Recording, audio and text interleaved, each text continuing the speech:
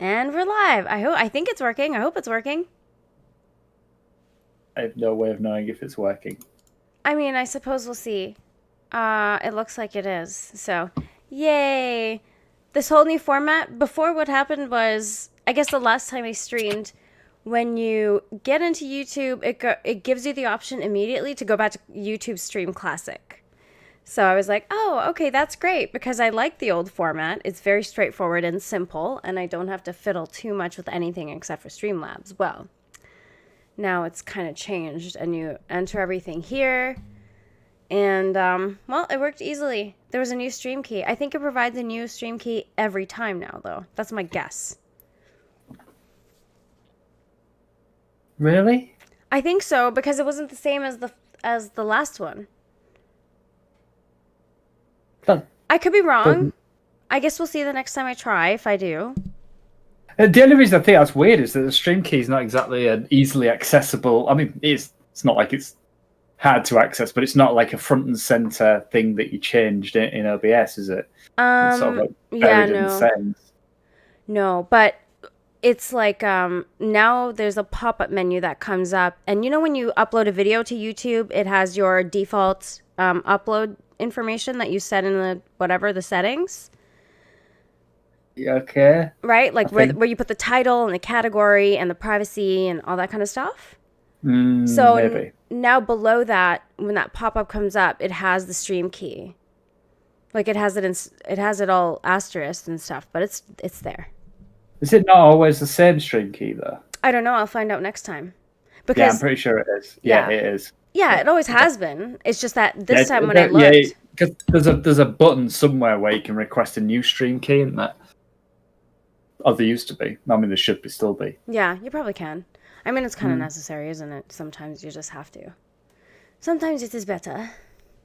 I mean, I've never had to, but yes, I can see why you would have to if you share your stream key, which some people do. Yeah, no, Apparently, that is a thing. never gonna do that. I don't think that's a very smart But, thing to do.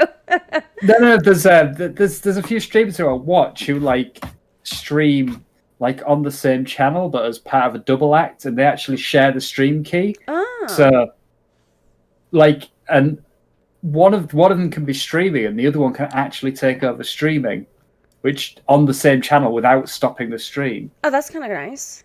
And it's quite clever. I like that. Well, that makes it easier in that case, I suppose. So I guess there are reasons to share it, but if you share it and then don't want it shared, that can be problematic, I suppose. Yeah, but I mean, if it's just as easy to change, if it's just as easy to update the stream key, then we're good. Yeah, Yeah, I only stream on Twitch now, so yeah. I like how you did that that with your camera. I've never actually used that software to do anything except mirror the image that my webcam is capturing, which I think Discord might do automatically. I'm not really sure. I don't know. It's the image that on your stream. Is that mirrored or not? I can't tell. No, Looks like it is. it's not. Maybe it is on the stream actually, Or but maybe it is on Discord. I don't fucking know. Who yeah, cares? whatever. It is what it is. Where you going? Dog biscuit. As soon as I started talking, the dog wanted a biscuit. Go away. So, do you want to talk to me about your Tesla? Because I wanted to ask you the Tesla test drive. It was yes. Was it It was. everything you dreamt of and more? It was everything I expected. Yeah. Actually, no, I take that back. I didn't expect it to be so fast. It was Really? easily the fastest car I've ever driven, What does it and it sound like on wasn't the even. inside when you're Sorry. driving? When you're driving, is it like silent? Doesn't make a noise? Yeah, it makes a bit of you get a bit of motor whine, yeah, but not an awful lot. Yeah. It's very inside. I have to say the interior actually impressed me the most. Not because it was particularly good, but because it didn't rattle and it seemed quite well put together. But the outside of the car was everything that everybody has always complained about with Tesla. Complained about. Yeah, they're incredibly badly put together. Like, Oh, really? horrific. Oh yeah, you can tell it was. No offense to California, but you can tell it was built in America. Really, Oh. really badly put together. Oh, that's not good. And that goes for all time. While I was there, it wasn't just the one I drove. I'd look around. There must have been 30 Model 3s there and loads of Model S's and X's. And the brand new Model S's were I couldn't really find a problem with them. They were quite good. But the older Model S's were all shit. The Model X's were all shit. And the Model 3s were all shit. They were just shit. They're just... At a distance, like 3 feet away, they look great. Yeah. But as soon as you got closer, it's like... This, like the one I drove, it's like, this is a 50 grand car. Yeah. 50 grand, and they can't even line up 2 pieces of chrome trim. Are you fucking kidding me? Oh, that's kind of horrific. And there was one of the back doors. It was raining, and one of the water seal parts of the trim had just dropped inside the door. What? This is on a brand new, literally registered the previous week demonstrator. Ew. It's like, what are the actual customer cars like if this is what they're letting people test drive? They must have good warranties. People must be bringing those things back. No, they're horrendous. They're Really? terrible. This is the problem with Tesla. Is they're very good. The technology is amazing, but everything else, the actual being a car manufacturer, part of being a car manufacturer, they're a new company. I mean, what do you expect? But they do struggle with it. But I mean, at this point, like, you should be able to make a car where the trim lines up properly. You know? I don't know. I mean, do you have any idea how hard that is? I mean, I don't do it, but the industry has been around so long that you'd think you'd be able to. Well, the industry, yeah, that's absolutely right. But if you look at incumbent companies in the industry, they don't have a problem doing things like that. Tesla's like, what, 9 years old? Yeah, that's true. I guess so. Like, Mercedes has been doing this for like 130 years or something. Yeah. Yeah, it knows what BMW, same. I mean, even all the crappy American companies have all been doing it a very long time, and they can at least get those bits right. But you can't get like tips and tricks from your rich guy friends. I mean, they clearly have. I mean, they're very BMW, but they just don't. It's knowing how to make them and knowing how to mass produce them. Yeah, so that they're. But you know, disregarding all of that, the thing. I wasn't driving the fast version. I didn't drive the fast version, and it was still the fastest car I've ever driven. Yeah, like it accelerates quick. Just not 16. That's miles per hour. So that's 100 kilometers an hour in 4 seconds, which is it's the fastest thing I've ever driven. Yeah, that's wild. And that was the long range version. You said Model S, did you say that you tried? Model 3. Model 3. Mm-hmm. What is so their like low end version is the Tesla X? How does it rank? No, the low end version is the Model 3. Oh, the Model 3, then the S, then it goes 3SX, but the Model 3 is the newest one and has all the latest technology. Oh, okay. That's not the SUV, right? That's the... No, the SUV is the X. Oh, okay. And that's the one that really breaks all the time. That's the one that has the doors too, right? Correct, yeah, they break a lot. Yeah. It looks really cool aesthetically. I know a few people who've got those and the doors never work properly. You know, I have seen just because they're so well advertised. That's the thing, right? The commercials are amazing. Oh, look, you can make your Tesla dance. The lights flash to music. That. I mean, it was cool for the commercial, I guess, but not really practical. But, you know, Elon Musk, he's that fucking thing I drove yesterday had a fart mode, and I'm not even joking. What's a fart mode? So when the person in the passenger seat moves, it makes a farting noise. Really? Really? Oh, wow. Practical joker, hey? Nice car, but it wasn't worth 50 grand. No. Nowhere near. It was worth like half that. The inside did look nice, though. You know, it's very crisp and clean, and then they got that screen. Which, yes, I mean, very distracting, though, to have something like that. Like, it wasn't actually that bad. I thought that before I drove it, and yeah, they're not that bad. Yeah. Hi.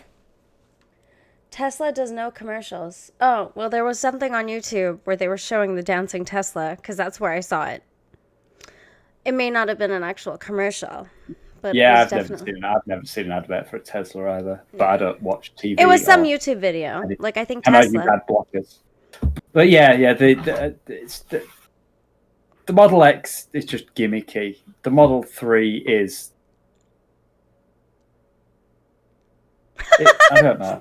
It's their best. It's their best effort yet. I think that's. Don't get me wrong. I didn't hate it, but Yeah. it's way too expensive. It's not that good, Yeah. but it is fucking ridiculously fast. So you and wouldn't goes buy from- one?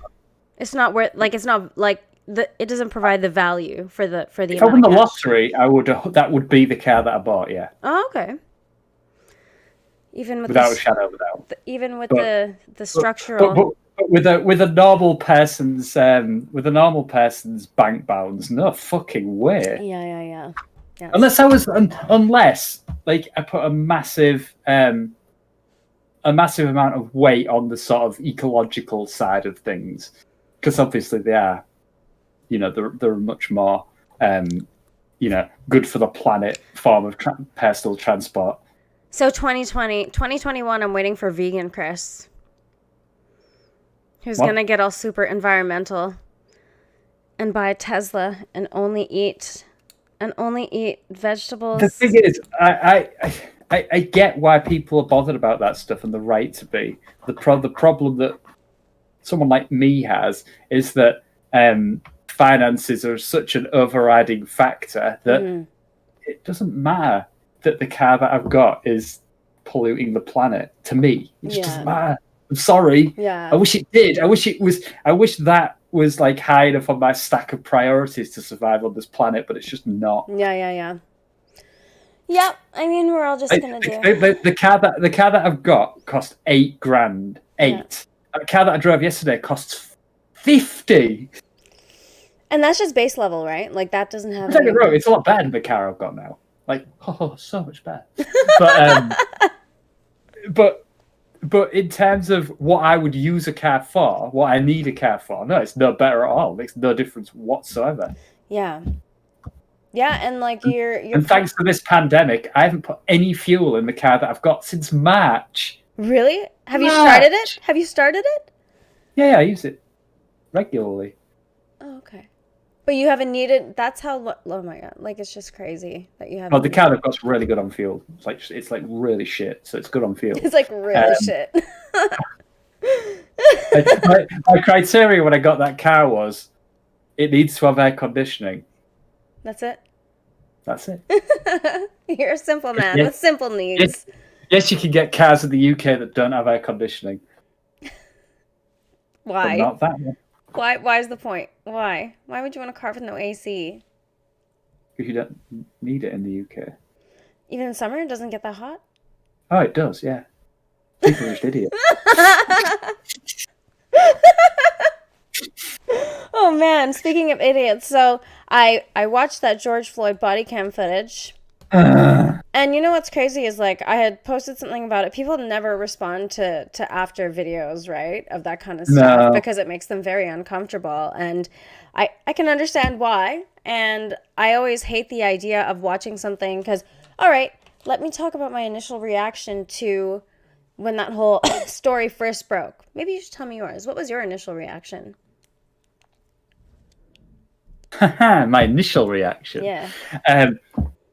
When it very first, I must have cottoned onto it really early because when I first heard that it had happened, everybody was like up in arms about it, but they were kind of up in arms about it for the right reasons. Like, this guy should not have, met his demise at the hands of the police in this manner. Yeah. And I was on board with that. But I remember I can't remember who I was talking to. But I remember saying at the time, they're going to make this about race. Always, yeah. And within a few hours, it was about race. Where my initial reaction was race had nothing to do with it. I knew they were going to make it about race, but I knew it wasn't about race. And I think that the video that came out kind of vindicates that point. Yeah. So it wasn't a racially motivated incident. on any level, in my opinion. Yeah. So, and while it was and yeah, I mean, they said he didn't resist arrest, and I have to admit, my initial reaction was, I bet he did. So it's kind of like they've caught on to the fact that happens a lot. And it turns out he did, didn't it? Quite heavily resisted arrest, in fact. Fervently. He was making it incredibly difficult to do their job. And that's kind of what the problem is. And that is the entire fucking context of how everything ended up the way it did. First of all, but he definitely didn't deserve to die. No. I'm not saying that. Yeah, absolutely not. But it's still what happened. He brought on himself to a very large extent. Yes. Okay. So when I watched that or saw or heard about that, I was like, oh boy, here we go. Like, as soon as I heard that it was a black guy, I was like, this is going to be turned into something it's not. Something's going to happen here. But then I heard the knee to the neck thing. That was the only thing that I was like, that should not have been done like that. I think that was a little unacceptable. I agree. And that's pretty much the only thing that I took away from even like having just a very, it was just an amuse-bouche the way that I came into that story, heard that part. I didn't hang on to it too much because generally when these things are initially reported, they're not accurate. And as soon as there's a black guy involved and there's a white cop involved, it's immediately turned into a race issue because the American media just loves to do that. You know what I mean? Ignore the fact one of the cops was Asian. Yeah. White people. Yeah, and like it's so. This is kind of the culture we live in with these short videos that everyone wants to watch because they watch the 2-second, 30-second, 2-minute clip and then they're on to the next thing. I never heard this body cam footage be brought up anywhere. I heard about it from you actually, and then when I watched it, and it's a half an hour long, so it's not short. You see the buildup of the entire thing. You see that he was actually getting in trouble he was getting arrested for forgery, which, by the way, illegal, crime, not supposed to do that. Something that it sounds very much like he actually did. He did it too. It's not like he was getting wrongly arrested. No, but when the cops sat him down outside, remember they put the cuffs on him and they put him down and they sat him against that wall. They asked him about that bill and he admitted to using a counterfeit bill. Oh, did he? I missed that bit. He asked him a question about the bill, and George Floyd directly answered yes to that question. And then they started talking to him more. Where's your car from?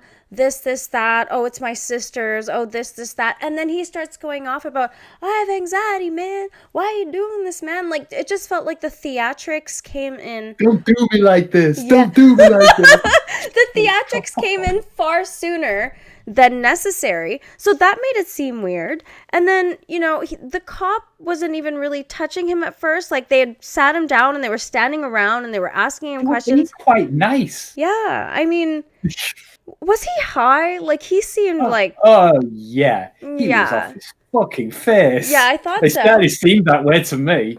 I mean, maybe not. Maybe that's just how he was, but... Yes. Given that didn't they find, like, fentanyl in his system? And he was going to operate a vehicle. That fucked up. Because he was in his vehicle when they pulled him out of his vehicle. Because he had just walked out of that store. So, I mean, there's just so many red flags in that entire scenario, period. And, the most fucking annoying thing about that video is you hear people from the street screaming. Now, his friend is like, just get in the car. You can hear his buddy or whatever that was in the car, woman, whatever it was. That was his sister, wasn't it? I don't know. I couldn't tell because, like, it could have been a dude with dreads or I don't know. So get in the car, just get in the car. But everybody else is, stop it. He didn't do anything. What a difficult condition to do your job in. People who, by the way, didn't know if he'd done anything or not. Exactly. They show up later. They see a cop arresting a black guy, and it's immediately a race issue. Like the country just seems conditioned to jump to that conclusion now because of the reporting. Have we watched? Right. If you've watched the full thing, yeah. So if that had been exactly the same incident, but instead of a black guy, it'd have been a white guy. Would the guy have got any different if he was acting exactly the I same don't as think that? so. I think it would have been the same. I don't think so either. Again, the cops were not being aggressive at first. The cops did not start using any aggression until he was resisting. They weren't even really. I really didn't think they were being that aggressive all the way through. To be honest, not until the very end, where he was stiffening his body when they were trying to put him in the police vehicle. Now, they attempted several times. They needed 4 guys on him. This is not a small dude. This is a substantially large man who is high on drugs. You know what I mean? And not complying. And they're trying to communicate with him, and he's not listening to them. And I mean, they're just doing their job. No, they didn't. That one cop didn't need to put a knee in his neck, but the other cops that were around, they were just trying to control and manage the situation. And I mean, the thing is the knee in the neck thing. I agree. The cops shouldn't probably have done that, but it has to be acknowledged that that particular move, it was and is like standard procedure. okay. So that's what cops are trained to do. Yeah. Exactly what that cop did. They just are. Not just in America either. That particular move is used by cops around the world. Mm-hmm. The other thing that I find a little bit frustrating about these situations that just continuously happen to you is I think people really don't connect with the fact that it is a heightened situation. Like, regardless, the cops were very calm. But, what happens when you're in an escalated situation like that is your survival instincts do kick in. So considering that was happening, considering they're, at risk for something, there's higher risk of something happening because somebody's on drugs and not listening, quite a bit larger. They're trying to control a situation. There's now there's people on the outside who are yelling and also adding aggravation and agitation to the situation. They did very well. And what the hell are you supposed to do? It's very challenging. I think that there are, possibly as a result of that incident, but I mean there were anyway, like broader questions about how the US police specifically are trained to respond to certain things. Mm-hmm. And I think that that's fair. But in terms of, and this is just my opinion, but in terms of what actually happened on that day, I don't think any of the cops did anything wrong. I think it's worth. I mean, people say, "Oh yeah, we should have kept his knee on his neck after he'd gone prone and passed out and stuff." We're bearing in mind we're talking about a guy who, for the entire previous 15 minutes, when no one was anywhere near his fucking neck, was saying he couldn't breathe. Yeah, exactly. When he claimed he could breathe, he wasn't passing out. So how the fuck were those cops supposed to know after all that lead up that the guy wasn't just fucking playing possum? That is quite the thing, right? Because he was already conditioning the cops to like feel sorry for him. I have anxiety, man. Why you cried wolf, isn't it? Oh, mama, sorry, mama, I love you, mama, I love you. And I'm like, Jesus Christ, what is this fucking theatrical nonsense? Like, just listen to the cops. Look, the entire reason that we're able to function as a civilized society is because there are laws. Those laws need to be upheld because human nature is absolute garbage, and given the chance and no consequence, people would act like fucking animals. We are animals. And you see examples of this when cops are simply saying, please exit your vehicle, please do this. Like, they're doing their job. If they're suspicious of you, even a little bit, it is their duty to ensure the safety of the public. And if they feel you're a threat to the public, it's such obvious shit to say. And I'm saying it out loud and I'm just like, fucking duh. But this like weird social media age we live in where people are like, I'm an expert. I know how to be a cop better than the cops. I know they've been through like 20 years like 15, 20 years experience and they've had all this training. But you know what? I fucking know. It's like the people who are like, listen, people just haven't implemented Marxism properly.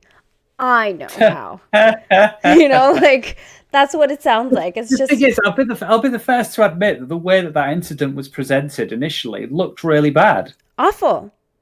It looks But terrible. that's the power of media. But that's the.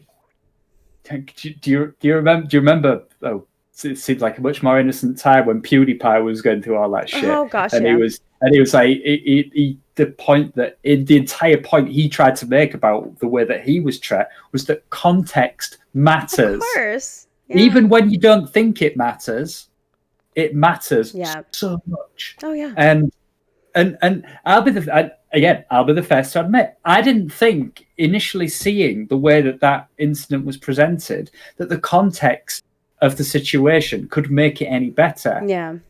But then I saw the context of the situation. Yeah. And the good thing about that video, about the full body cam, is it shows you before and it shows you after. Mm-hmm. You get to see a very good shot over time of the context that the situation occurred in. Exactly. You get to see the situation itself and everything that happened before and everything that happened after. Mm-hmm.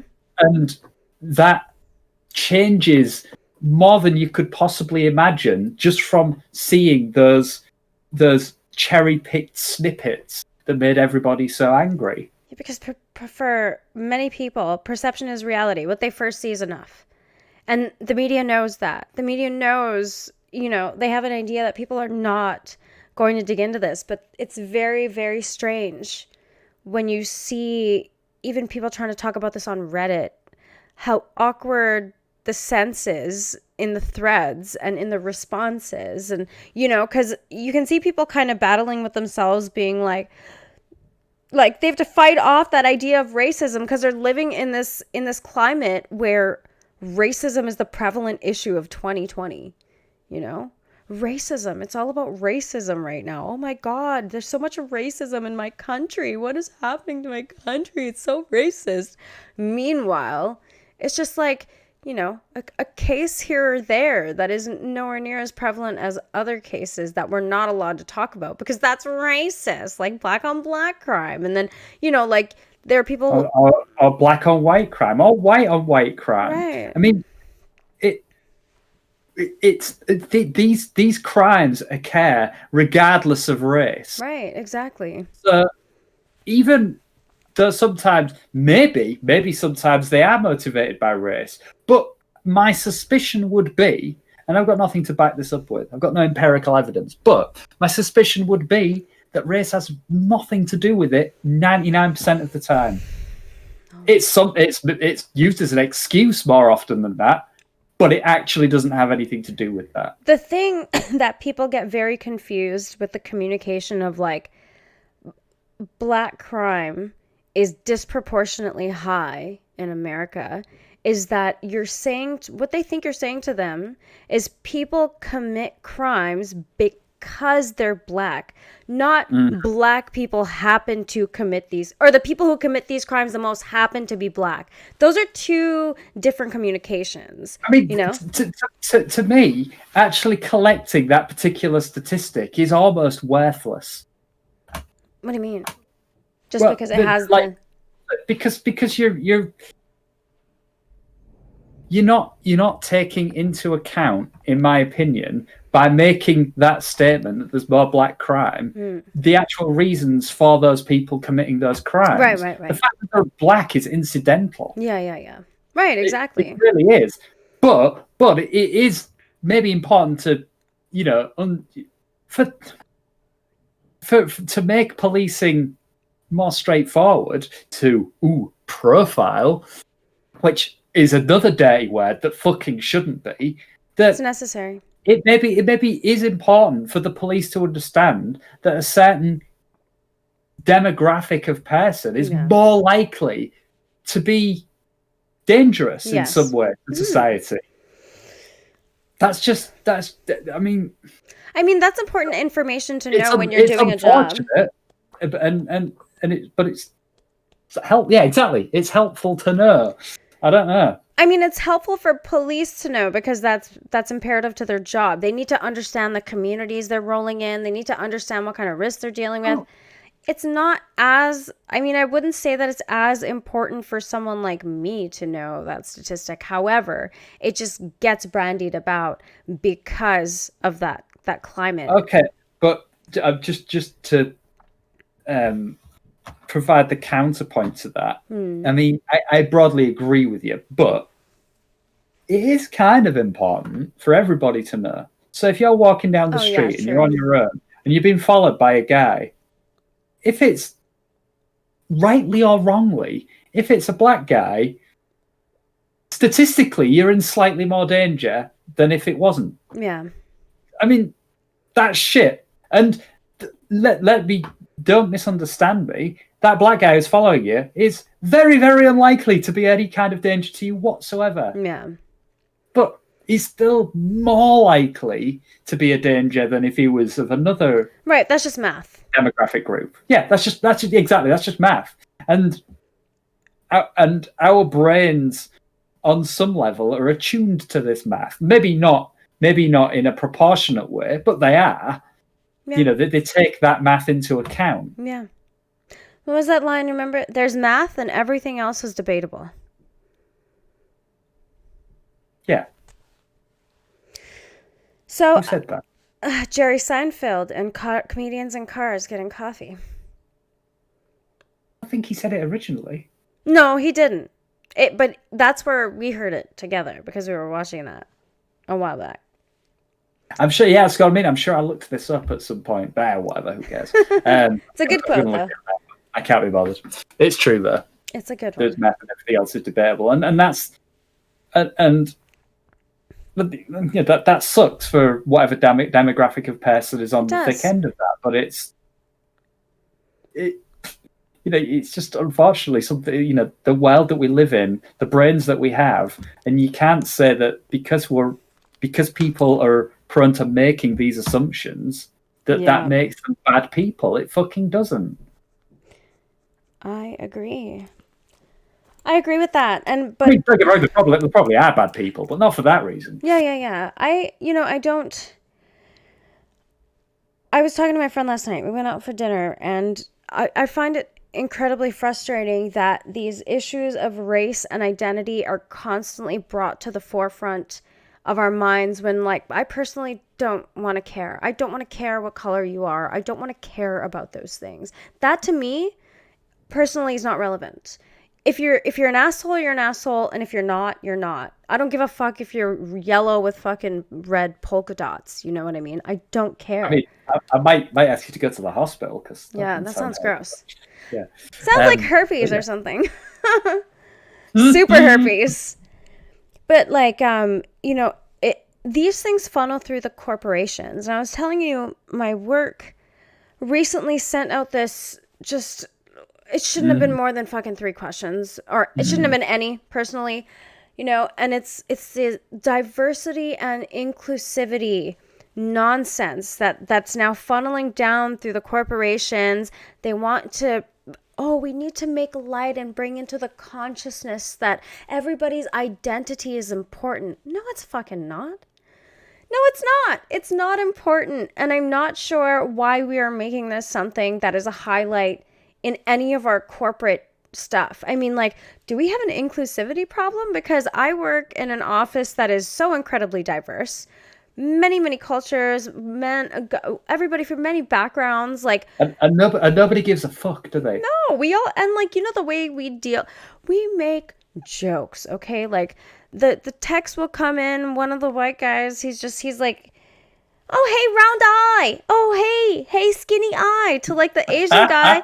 And then the Asian guy will make fun. Everybody makes fun of each other's little things, and we laugh, and but you know the difference is, don't you? You know the difference is. What's that? You're Canadian. I guess so. Yeah, it's not as inflammatory here, but still, I just feel like that's what a functioning.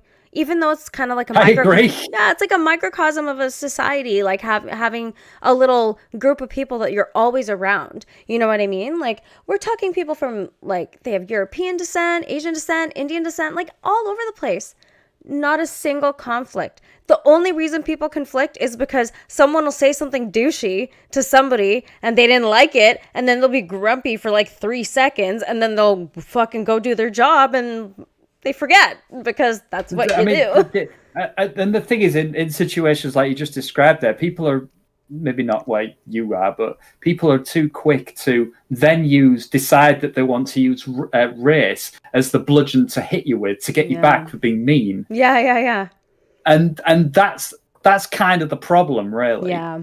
Like with this George Floyd thing, it's made racist afterwards. Yeah. After the fact. Yeah, it's a very unfortunate thing and that I think America more than most places has a big problem with that. I think we can both agree that at this point in time, America is just the epitome of dumpster fires as a country. It's falling apart.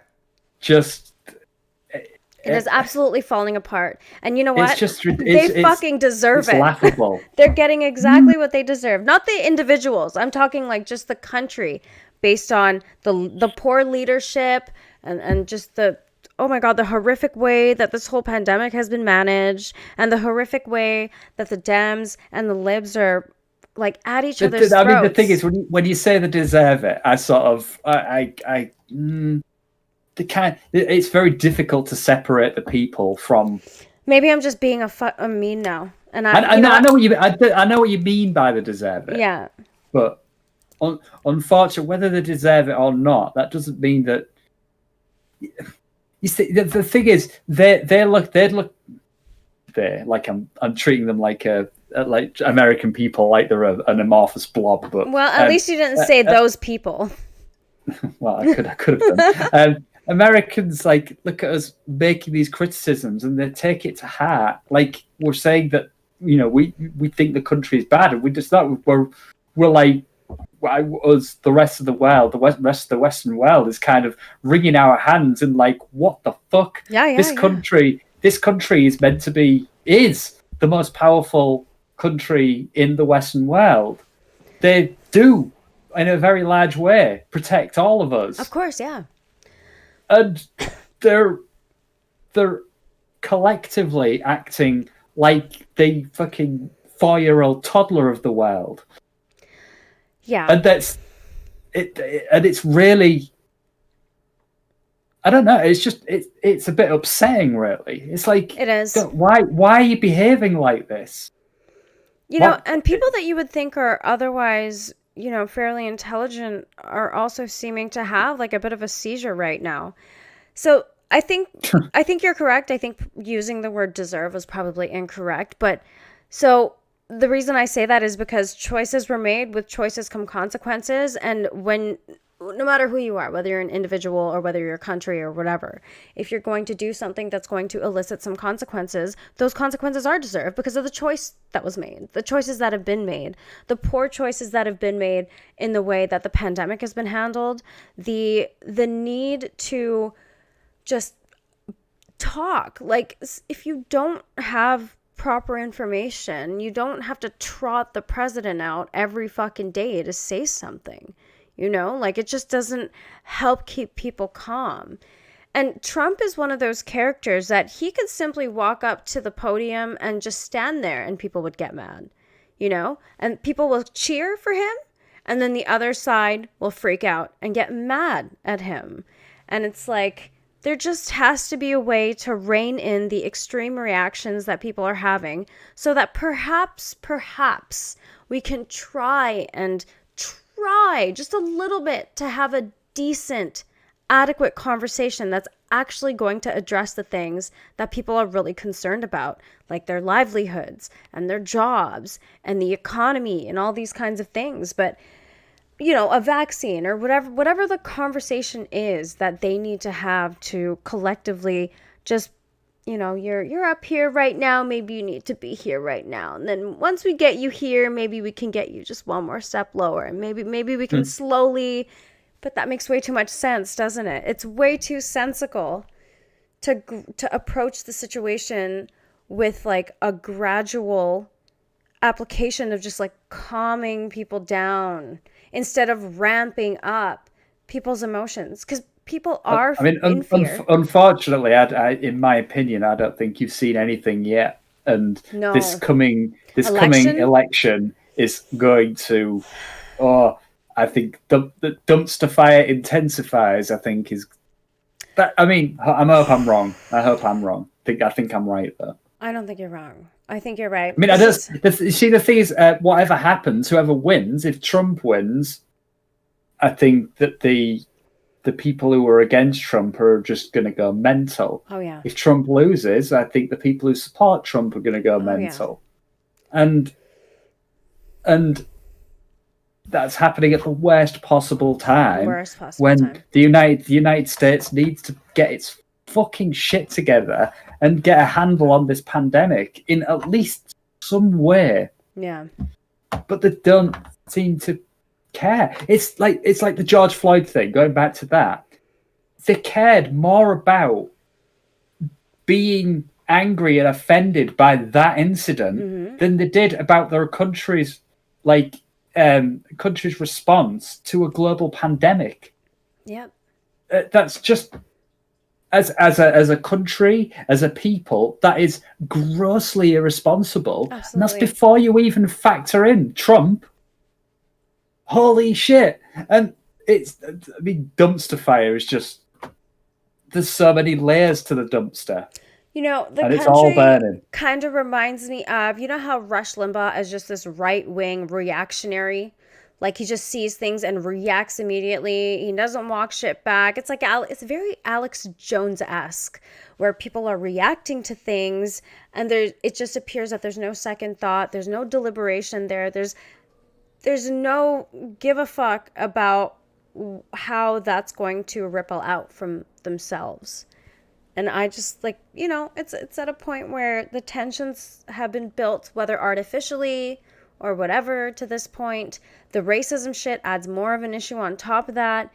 And then you have all this other weird shit happening. Like, we haven't even got to cuties yet. And you know what I mean? Like, there's all these cultural pushes and pulls.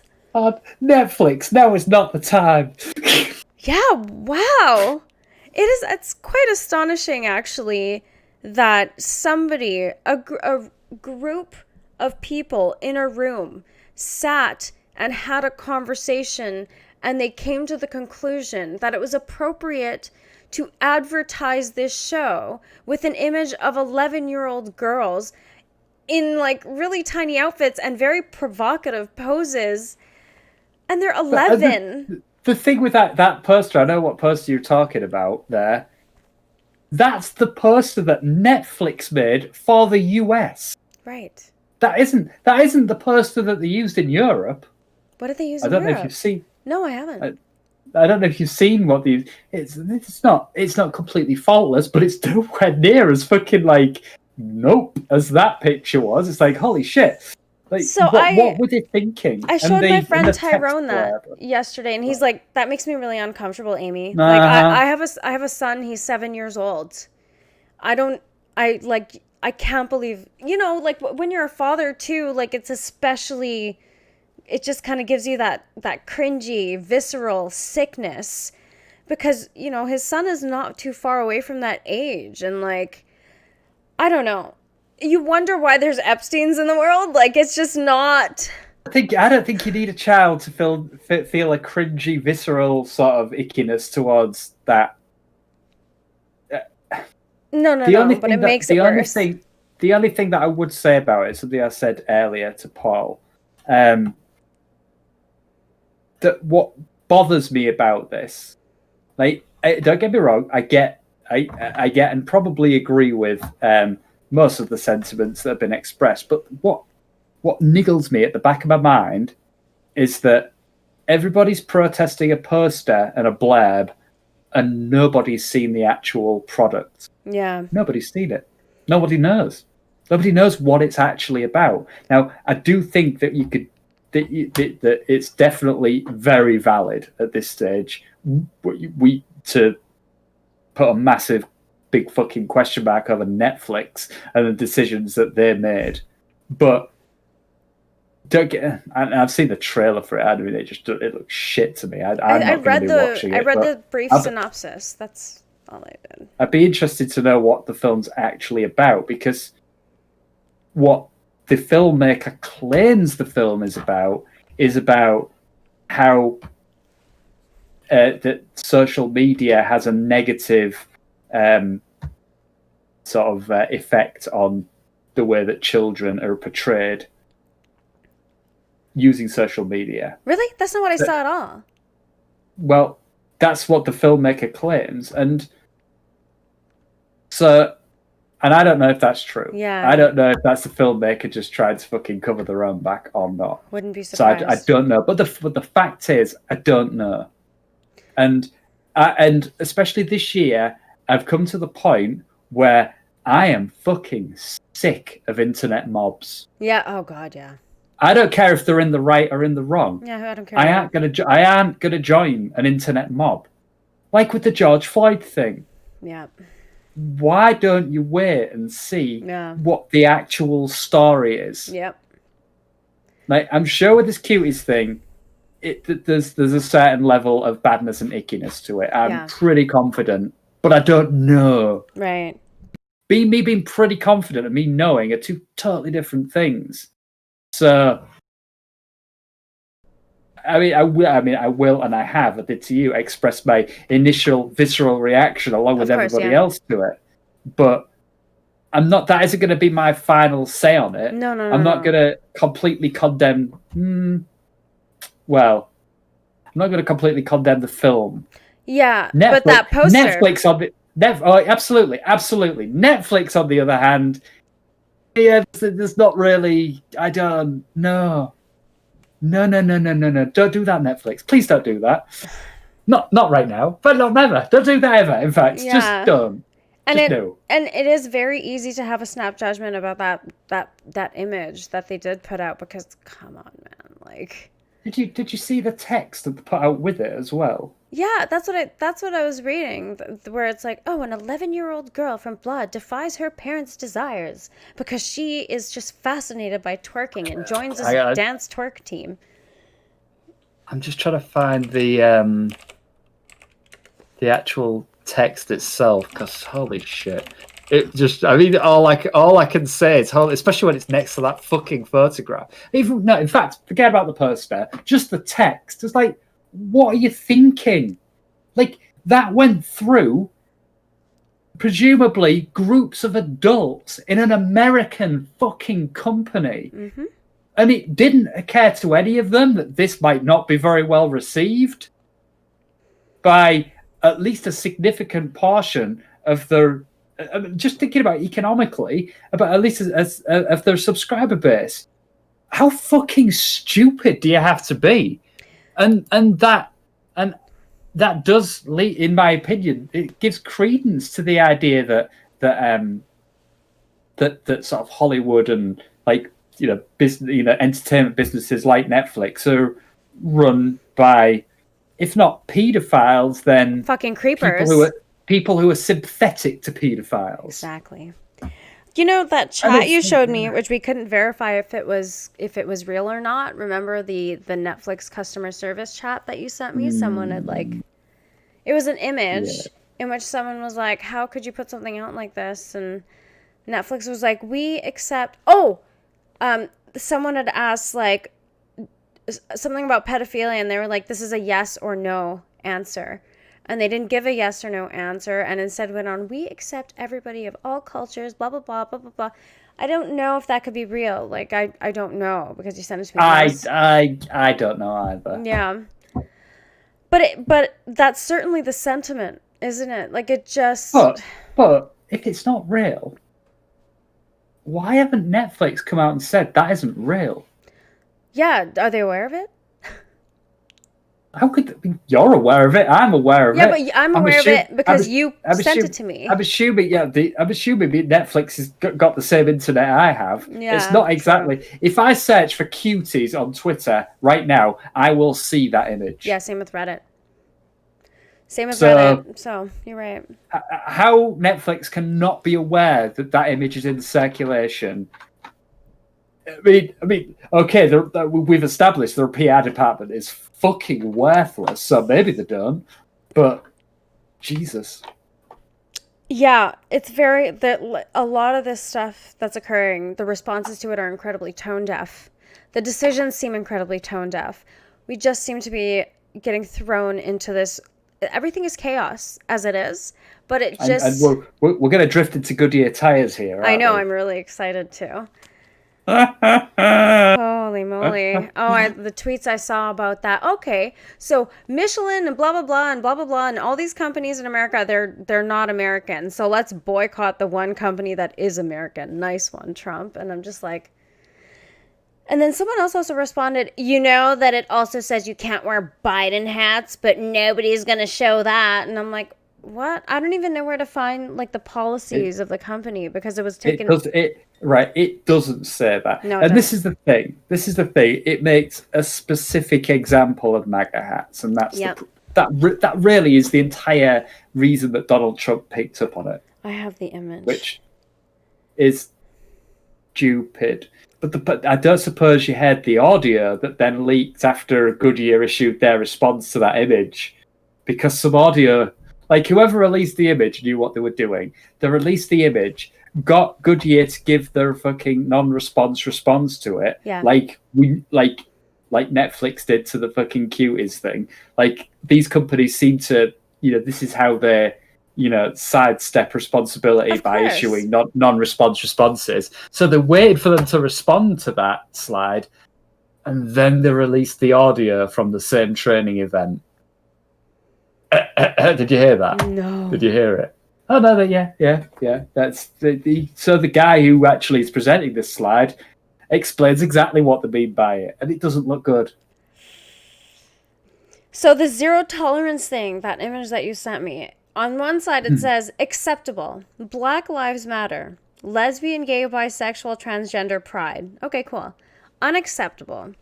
Blue Lives Matter, all lives matter, MAGA attire, political affiliated slogans or material. Okay, so I guess because it says that, they can like say, well, all of But the rebuttal to the criticisms there is that, well, but you're allowed to make expressions towards social equity, I think was the way they put it. But how is Blue Lives Matter and All Lives Matter not social equity? no kidding. Like, it's perfectly valid in the current environment, I think.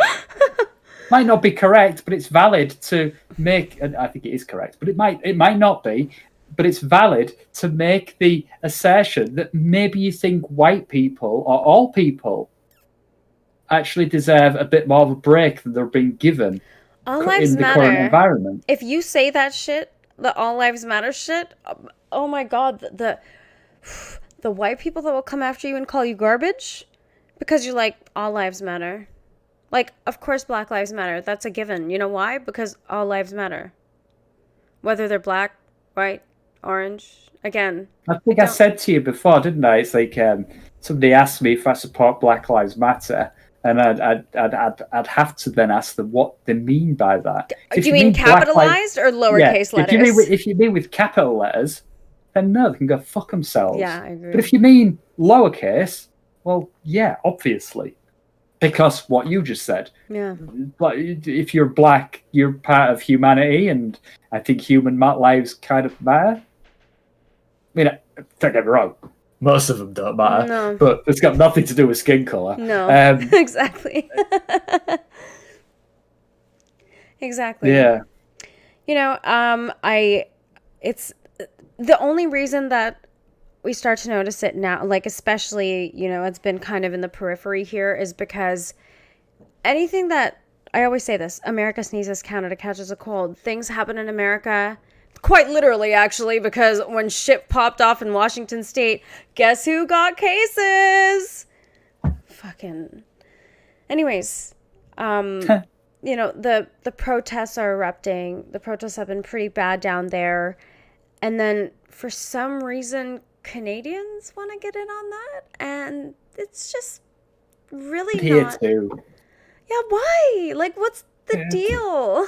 I don't get it. It's like people need to feel like they are a part of something so badly. I had this conversation with numerous people here that holding some kind of protest or vigil here for something that US cops did, whether or not they actually did something wrong, which, as it turns out, I don't think they did, but irrelevant. Even if they did, what good is holding a protest in fucking Hull in the UK?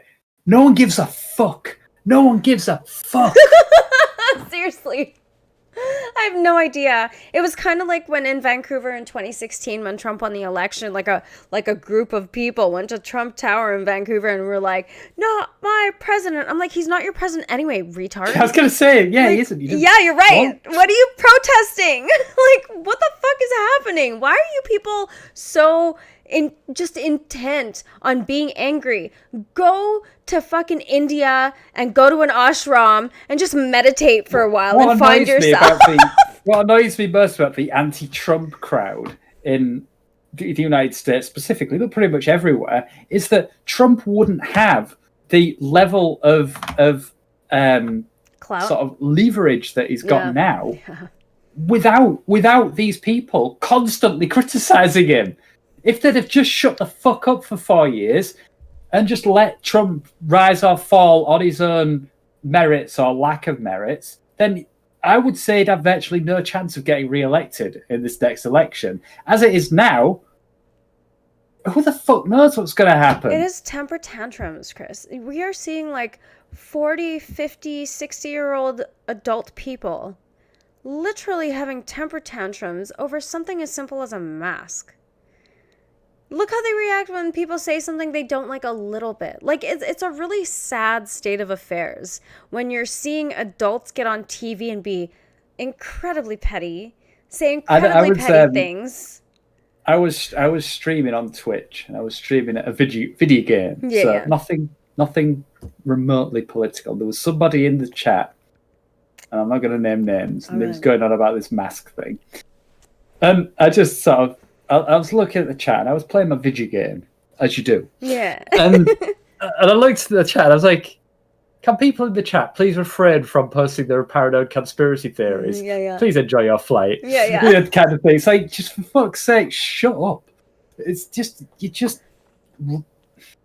I don't care if you're right or wrong.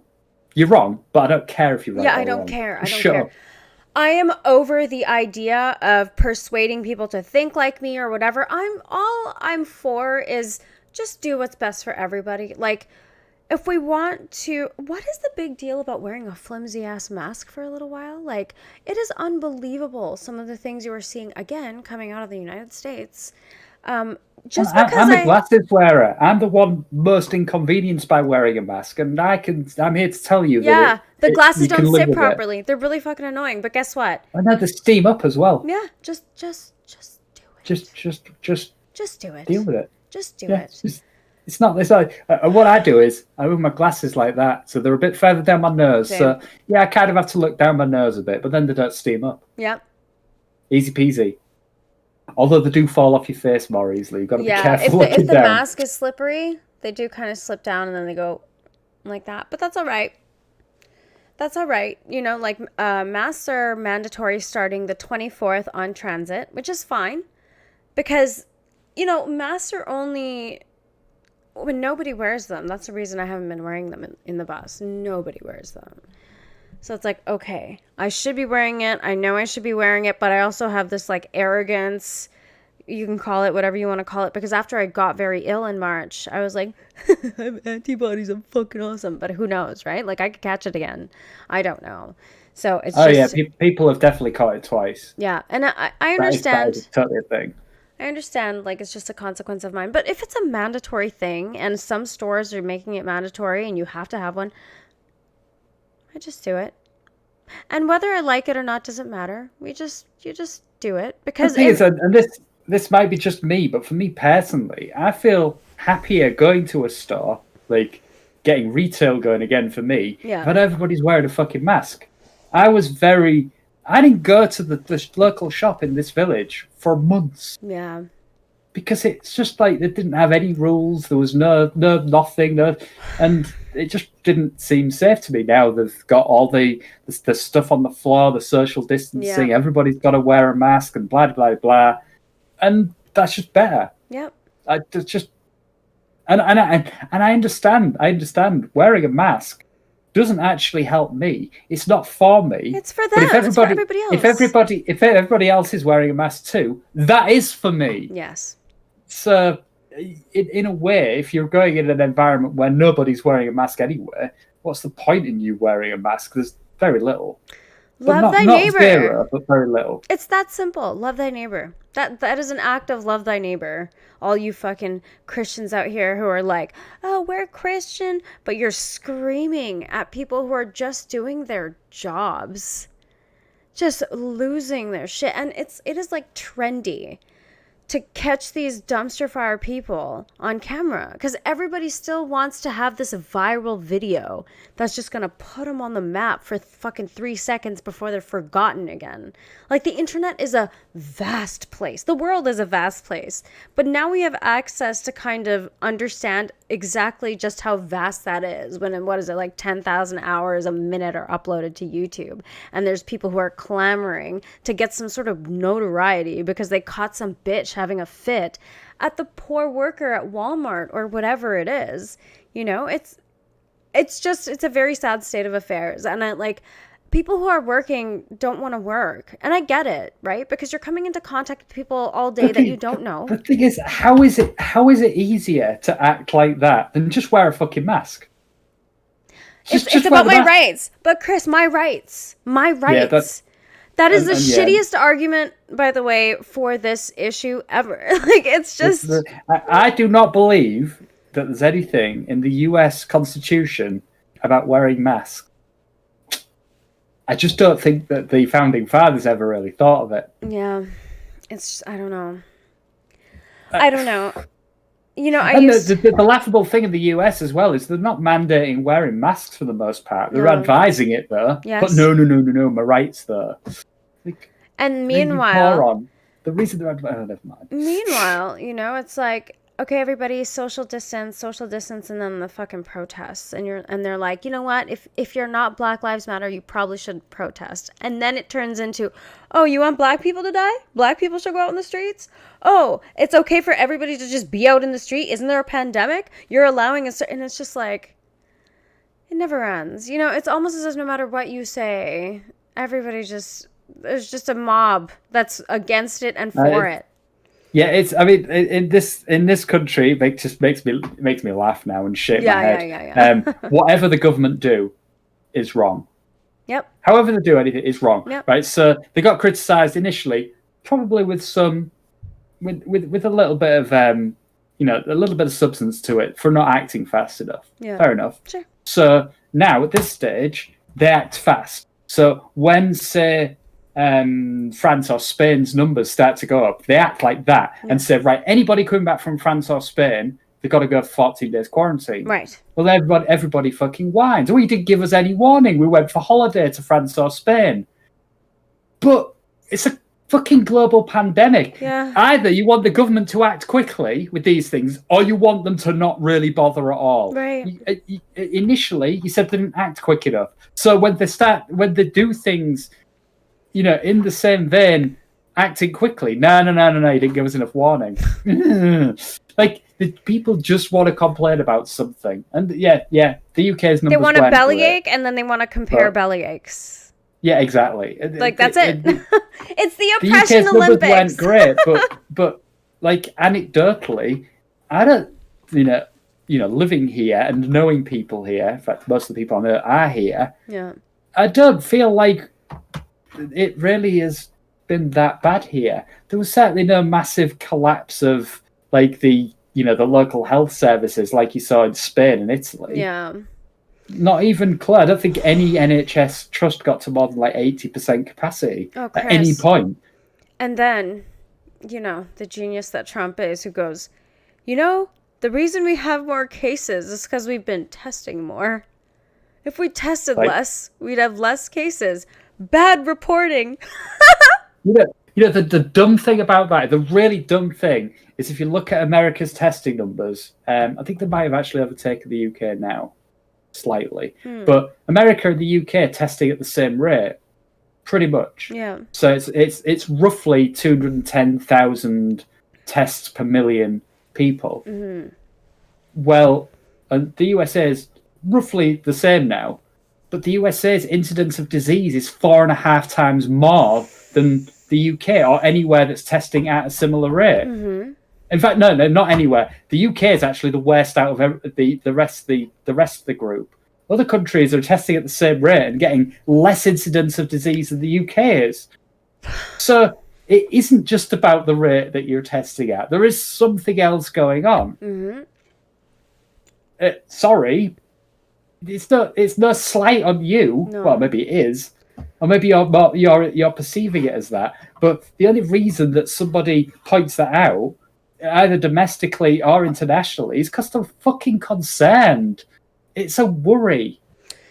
Yeah, poorly communicated worry, but if well, even the thing is, even when it's well communicated, it's still taken as a badly communicated worry. Yeah, that's true.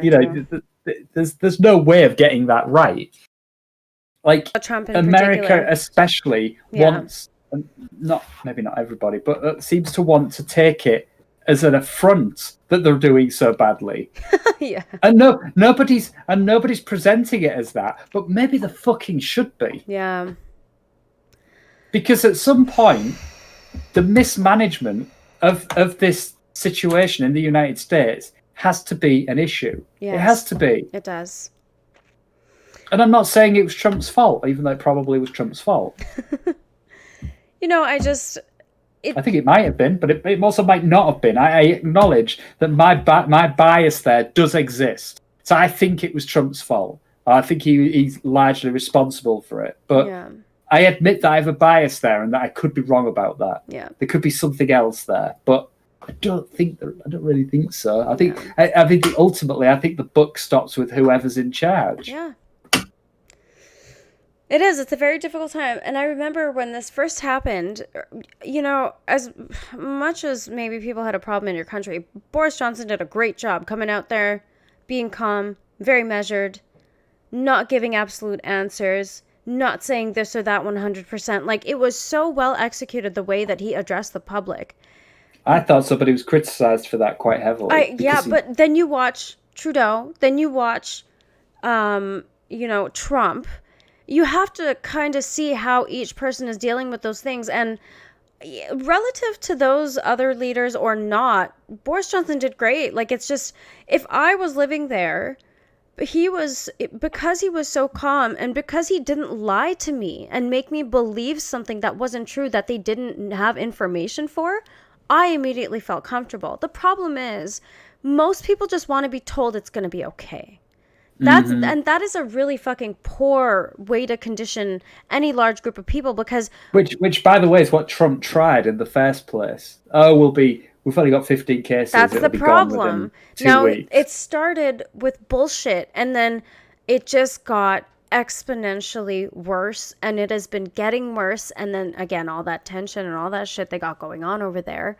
So because from the outset he had lied, it just gives people more energy to come at him with greater ferocity if he says anything, whether it's right or wrong, because that very first way that he responded was so poorly executed. That's totally on him. If he went the Boris Johnson route and was like, we're going to do our best, whatever information we have, we'll try to provide that to the best of our ability, but we don't know how nobody knows how this is going to move. So we don't want to act like we know. Another thing in the UK that really fucking got my goat was for a lot of it, not now, admittedly, but for like in the early weeks and months of this, there was such a hoo-ha over PPE, like face masks and protective equipment for the but the way the media made it out, just the UK had that problem. Everybody else had that sorted. But when you actually looked at it, Canada had the same problem. Mm-hmm. The US had exactly the same problem. Every European country had the same problem. The problem was there wasn't enough PPE for everybody. Oh, actually, to be fair, there was, but there was a concern that there wouldn't be. Yeah. Well, we ran out. I don't think. Did Canada run out? We didn't. You see, we didn't. We had a shortage of those N95 masks. That was very challenging to get for a bit. So, particularly within the company, what NDC, which is our main hub in Calgary, Alberta, what they started doing is they had to start shifting around our already acquired N95 mask stock because they needed to make sure technicians had that stuff. And then immediately they, like a few days after, I don't know why it wasn't in the first couple weeks. They didn't say. Sure, but your health service never ran out, did it? I think there was a shortage. Well, no, they said there was there was a shortage, but they never ran out, did they? No, I think our health service was okay. And that's my point. Yeah, I mean, same here for companies. Yeah, PPE was in like short supply, for people and companies to buy, but for the health service, for the people on the front lines dealing with the issue, although there was a danger, that danger was certainly in this country, as far as I'm aware, never fully realised. Yeah, I don't think I think it was really hyped and I don't think it wasn't in Canada, and I don't even. I actually think the United States had more of a problem with it, ironically, than most countries did. But even they didn't. It's hard to tell the way the United States healthcare system works. It's so fragmented. Yeah. Yep. I mean, I don't know. Considering how things went, we did okay. We're still now the issue that we're dealing with here in BC is like the numbers have kind of shot up a little bit in comparison, right? We should be continuing to see downtick. But what happened is BC got a bit of an uptick in the last couple of weeks.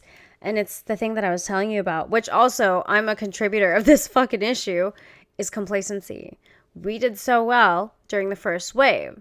So we don't need to worry as much about the second wave. That's not my mentality. I'm just saying, like, I'm not wearing a mask as much as I should be because I take transit and I'm constantly in contact with many people. So that is a little bit scary. I mean, I have masks. Now it's going to be like, well, I have to do it, so I'm going to do it. It's just such a fucking thing, isn't it? To like, I don't want it. It's bad. It's bad. I honestly never had that reaction. I mean, to be perfectly honest, I was kind of, even before all this shit, I was sort of the opinion that masks weren't necessarily a bad idea. I mean, Asian countries have been doing this for a long time. If you're sick, you wear a mask. Asian people just do that here, period. You see Asian people walking around in masks if they're sick or stuff, or if they're in public places. Like there's an Asian mall in Richmond called Aberdeen Centre. And at Aberdeen Centre Mall, a lot of older Asian people will just have masks on because they're kind of germophobic. Like when they're around. I'm a bit like that. Yeah. So I mean, even when all this shit relaxes, I don't think I'm gonna personally stop wearing a mask in public places like shops. Fuck it, why bother? Yeah. It's been normalized to a certain extent now, and that normalization will continue. And I don't see that I'm gonna stop doing that. The stores are awesome because they actually have someone up front who monitors how many people are in. So you are always in a position where you have enough room between yourself and the people around you. So that's a good thing. Again, like I said, if it's mandatory, I'm not going to cause a fuss.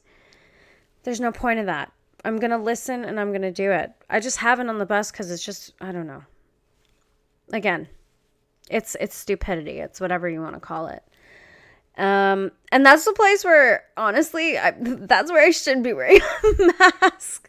Yeah, it's probably the worst place you can go. I don't touch anything. I'm very, I'm wary like that. You do the things you're supposed to do. You cough in your shirt, you cough in your arm, but I haven't had a cough. I don't know if you've seen how this particular disease does more easily spread, but it isn't by any of those things. No. So. It's through the air. It's what you're breathing. Yeah. So masks are the way to. Don't get me wrong. It can spread through surfaces and through touch. But air is the way. Droplets. I'm sure you've heard that word. Droplets. Yep. Like when I'm talking now, there's droplets coming out of my mouth. And the louder I talk, the more droplets there are, and the further they go. Yeah. So you wear a mask and it stops the droplets at your face. Yeah. So if you've got the disease, it stays around your face. Whereas the reason why a mask isn't as helpful the other way around is if you're wearing a mask and nobody else is, then their droplets will get stopped by your mask, absolutely. but then they're right next to your mouth and they're stuck there. Yeah. So it's not ideal. No. Which is why masks aren't good in that direction, but very effective the other way. Yeah. So if everybody or enough people wear masks, then that will cut down a significant amount of disease transmission. Well, it's going to ramp up. It's going to start becoming mandatory. And like I said, I don't have a single problem with it. It's interesting how they're operating restaurants right now. It's very interesting. And what I mean by that is everybody's wearing a mask. Fair enough. They're handling your food. Gotta make eating difficult. Oh, okay. No, not at the tables, you know. Duh. But, you know, like there's no glove wearing, and I'm unsure. I don't see the point of gloves. I don't either. You can wash your hands. Plus, people don't really know. People really don't understand how to utilize PPE adequately enough to protect themselves anyway. It's all theater, right? Like you go to the store and people are, okay, they're picking their fruits and their veggies with their gloves on and stuff. And then the next minute, they'll pull out the dirtiest piece of equipment that they use all day, their fucking phone, with the gloves on.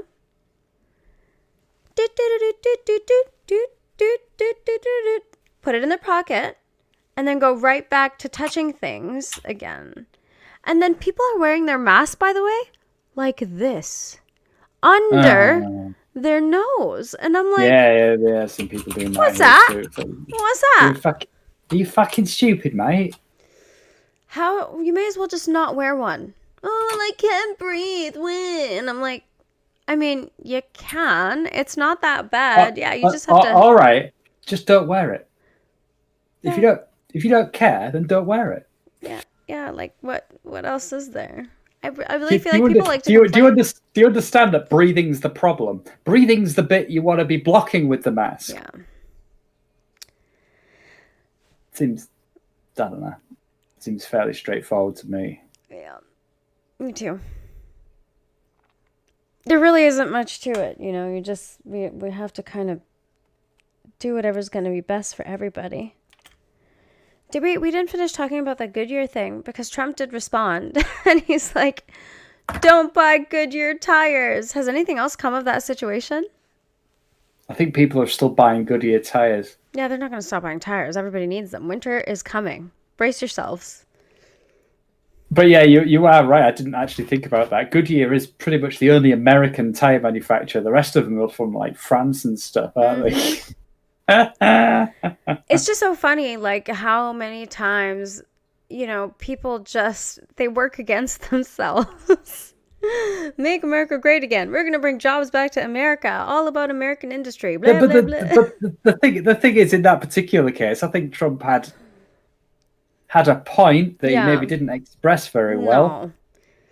Yeah. I don't think Goodyear should be doing that, but nor do I think that the only company doing that. What I think any company should do, Goodyear included, is just say no to any political expression. So no to MAGA, no to Black Lives Matter, no to Blue Lives Matter, no to All Lives Matter, no to all of it. You're not allowed to, if you want to wear a mask or a hat, just have it be a plain one. Do you remember there was a time where you would just go to work and your job would just be about your job and these political issues did not even come up? Because in order to do your job, your politics, your identity, any of these things are irrelevant. And no one fucking cares. Listen, still are the stupid thing. You get paid a wage. Can you do the job that is required to earn the wage that this job is going to provide you with? Yes or no? If your answer is no, then get the fuck out and find another job. It's just so simple. But this is kind of what the internet has done. It's a wonderful place, and there are a lot of positive things about it, but the way that it has just fucking churned society and is like churning out this sausage of society that is the unhealthiest fucking science fair project that society could eat is no good. The thing is, people people blame the internet for that. I don't blame the internet for No, it's at people that all. are like that. Yeah, I was going to say, I blame people. But the People internet are has morons who can't deal with the internet. exactly. And it has just accelerated peopleness is the best way to put it. That's the only blame the internet has because it's inanimate. It's all about how it's used, right? And that's a lot of things. A gun can be useful. It's not bad or it's not good. It's just how it's used in the situation. That's what matters. And, it's just this is like the ugliness of human nature is coming out now. The tribalism that people complain about that is just, again, a part of human nature that we're aware of. Like, we know that it's a thing, but we don't have to play into that. But it's a social thing. It all boils down to everybody's psychological state is heightened at the moment. Everybody's in fear. When you're in fear, your survival instincts kick in. And one of the greatest ways that we've survived to this point is by being social creatures and forming tribes and all this kind of stuff. But now that's gotten into this zone where it's no good. It's all about, oh, well, let's unite over artificial things, and people have very poor values. Like their values are prioritized incorrectly. And that's why you're seeing all this nonsense. And that's just how it is. Like, I have no delusion that things are going to change or there's going to be some pioneer that comes out and makes some compelling speech. And everybody's like, you know what? They're right. We should just get along. Like, that's not nature. It's not human nature to do that. We can try and tell ourselves that things can be like a Disney movie as much as we want, but it's not. I don't know. I think that it's a combination of human nature and the internet definitely obviously factor into it. But I think a lot of these behaviors are learned responses that were valid responses to stimuli 30 or 40 years ago, but now that the modern way of living with things like the internet is thrown into the mix, it sort of bastardizes those stimuli. And I think that there is potentially maybe a certain amount of hope in the upcoming generations that the TikTok generation, maybe the one after that, that these things can be assimilated in a more healthy way into the way that we actually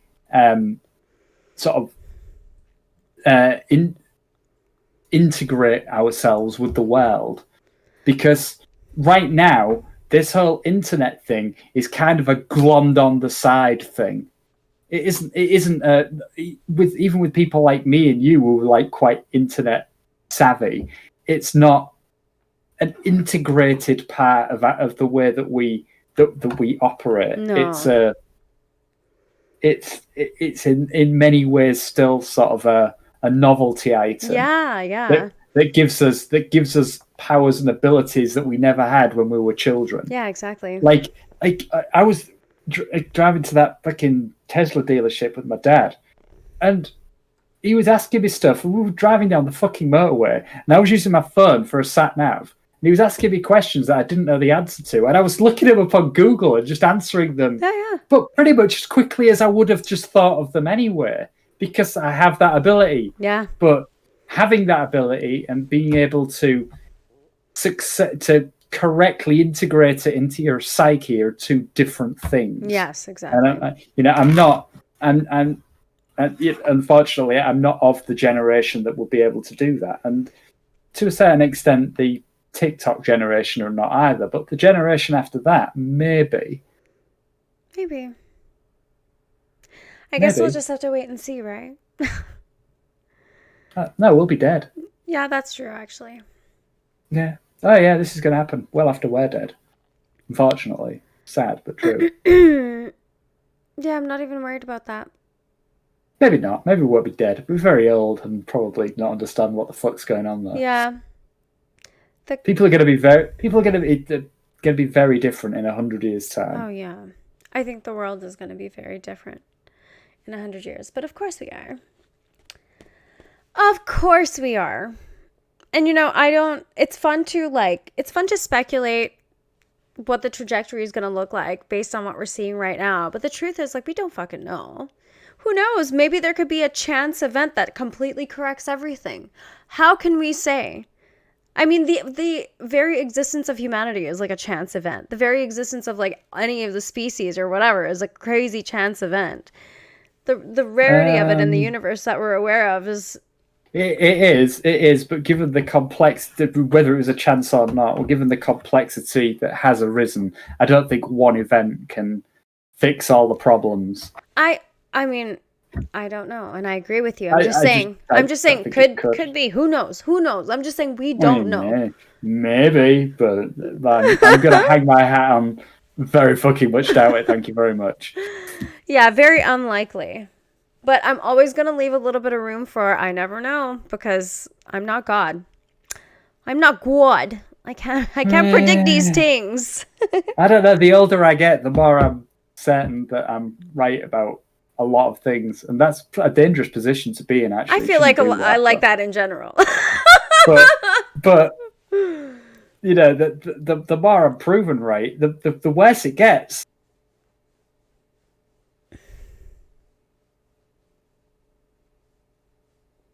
It's fun.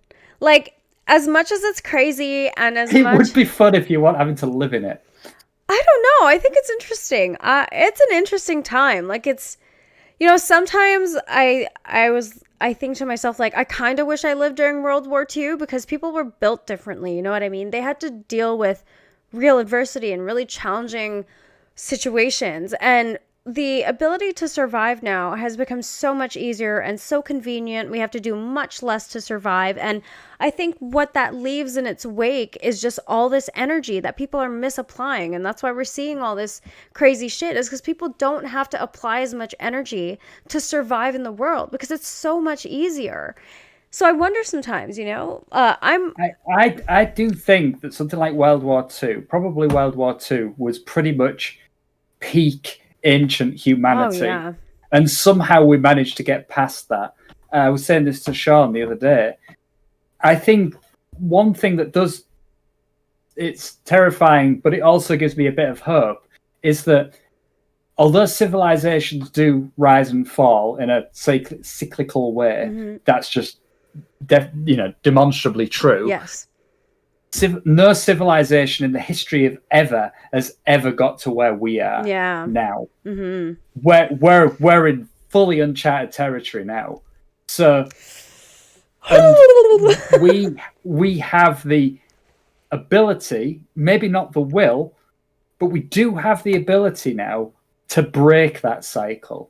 Now, I don't think we're gonna in this cycle, but I do think that the potential in humanity does exist to be able to break that cycle. Yeah, the potential exists for sure. And we're further along that we've never been where we are now. We've never been here. We've never been able to fucking, ride in a metal box down a fucking motorway at 70 miles an hour, Chris, navigating on a device and looking answers up to questions that we don't know the answer to. Like, those Teslas have that ability to stop brake. I use that ability. Ooh, and cool. Works. Very cool. It doesn't bother. It works.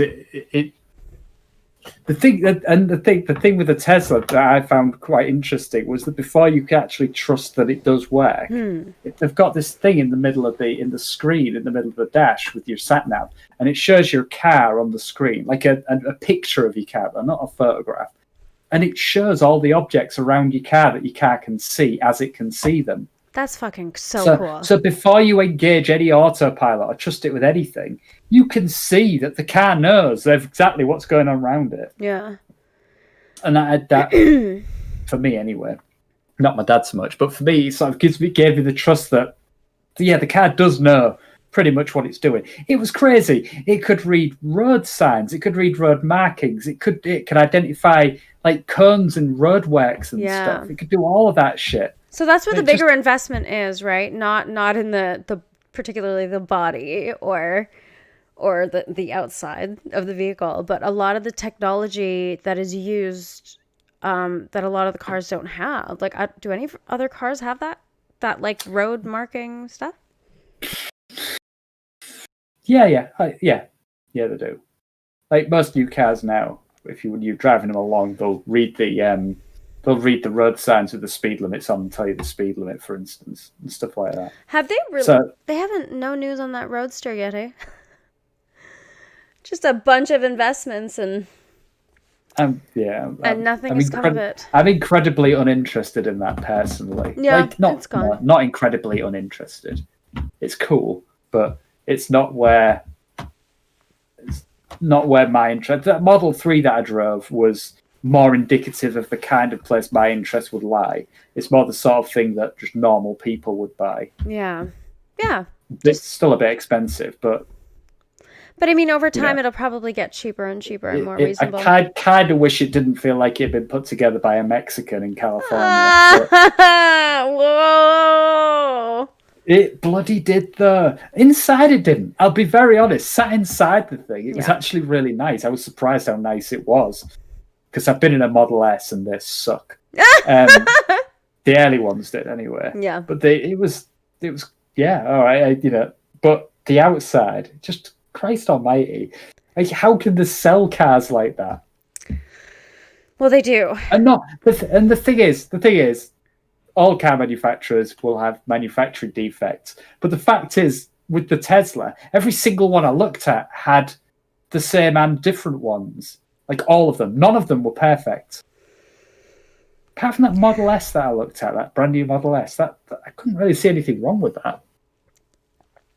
Well, as you said, 9 years. At this point, I would have figured that they would have some industry secrets at the ready for themselves, because there have been car manufacturers that have been doing it for so long, and you'd figure that they would just copy a couple of things that, are just basic procedure building a vehicle. Well, the thing is, we drove to the place in my dad's Mercedes. He's got like a Mercedes C350E, something like that. Oh, that nice white one? That really fucking nice white one? Yeah.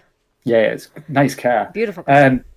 And while it doesn't have the screen in the middle that shows you all, and it doesn't have autopilot and stuff like that, what it does do is, if the car in front of you slows down or brakes hard, it'll slow down and brake hard on its own. If it needs to change lanes without to prevent an accident on its own, it will. That's so fucking cool. It tells you in the wing mirrors, like there's a little light on each side view mirror, I guess you'd call them, that it lights up red if there's something in your blind spot that you might not have seen, and stuff like that you might pull out into. So this is why technology... That's like a 5-year-old car. Yeah, and this is why technology is awesome, is because the potential that we want to see realized in humanity can be technologically assisted, and that's kind of what is happening with all this Silicon Valley shit and with all these new inventions that are coming out that are just reducing the margin of human error. It's to get closer to a point where we can do that. And I mean, eventually there could be something that you plunk into a computer and an algorithm gives you the best way to deal with it, as like a government or whatever, that's going to be best for the greater number of people. The thing is I think you just described a George Orwell novel. The thing is, though, is that there's this idea in people's head that they need to make everybody happy. And it's always like a trade-off situation where there's going to be some things you gain and there's going to be some things you lose. It's almost no matter what decision you make. It's just like that. But I think that particularly here in the Western world, we're very used to instant gratification. Like if we want something to satisfy our reward system, our access to it is very, very quick. We can get it easily. We can do things easily. It doesn't require very much work. And that conditioning of like, it needs to be now, and it always has to be good because everything is marketed that way as well, causes this idea in people's mind that like, it has to be all good. And if it's not all good, it's all bad. I mean, clearly that's just not how reality works. Like you can't have one without the other.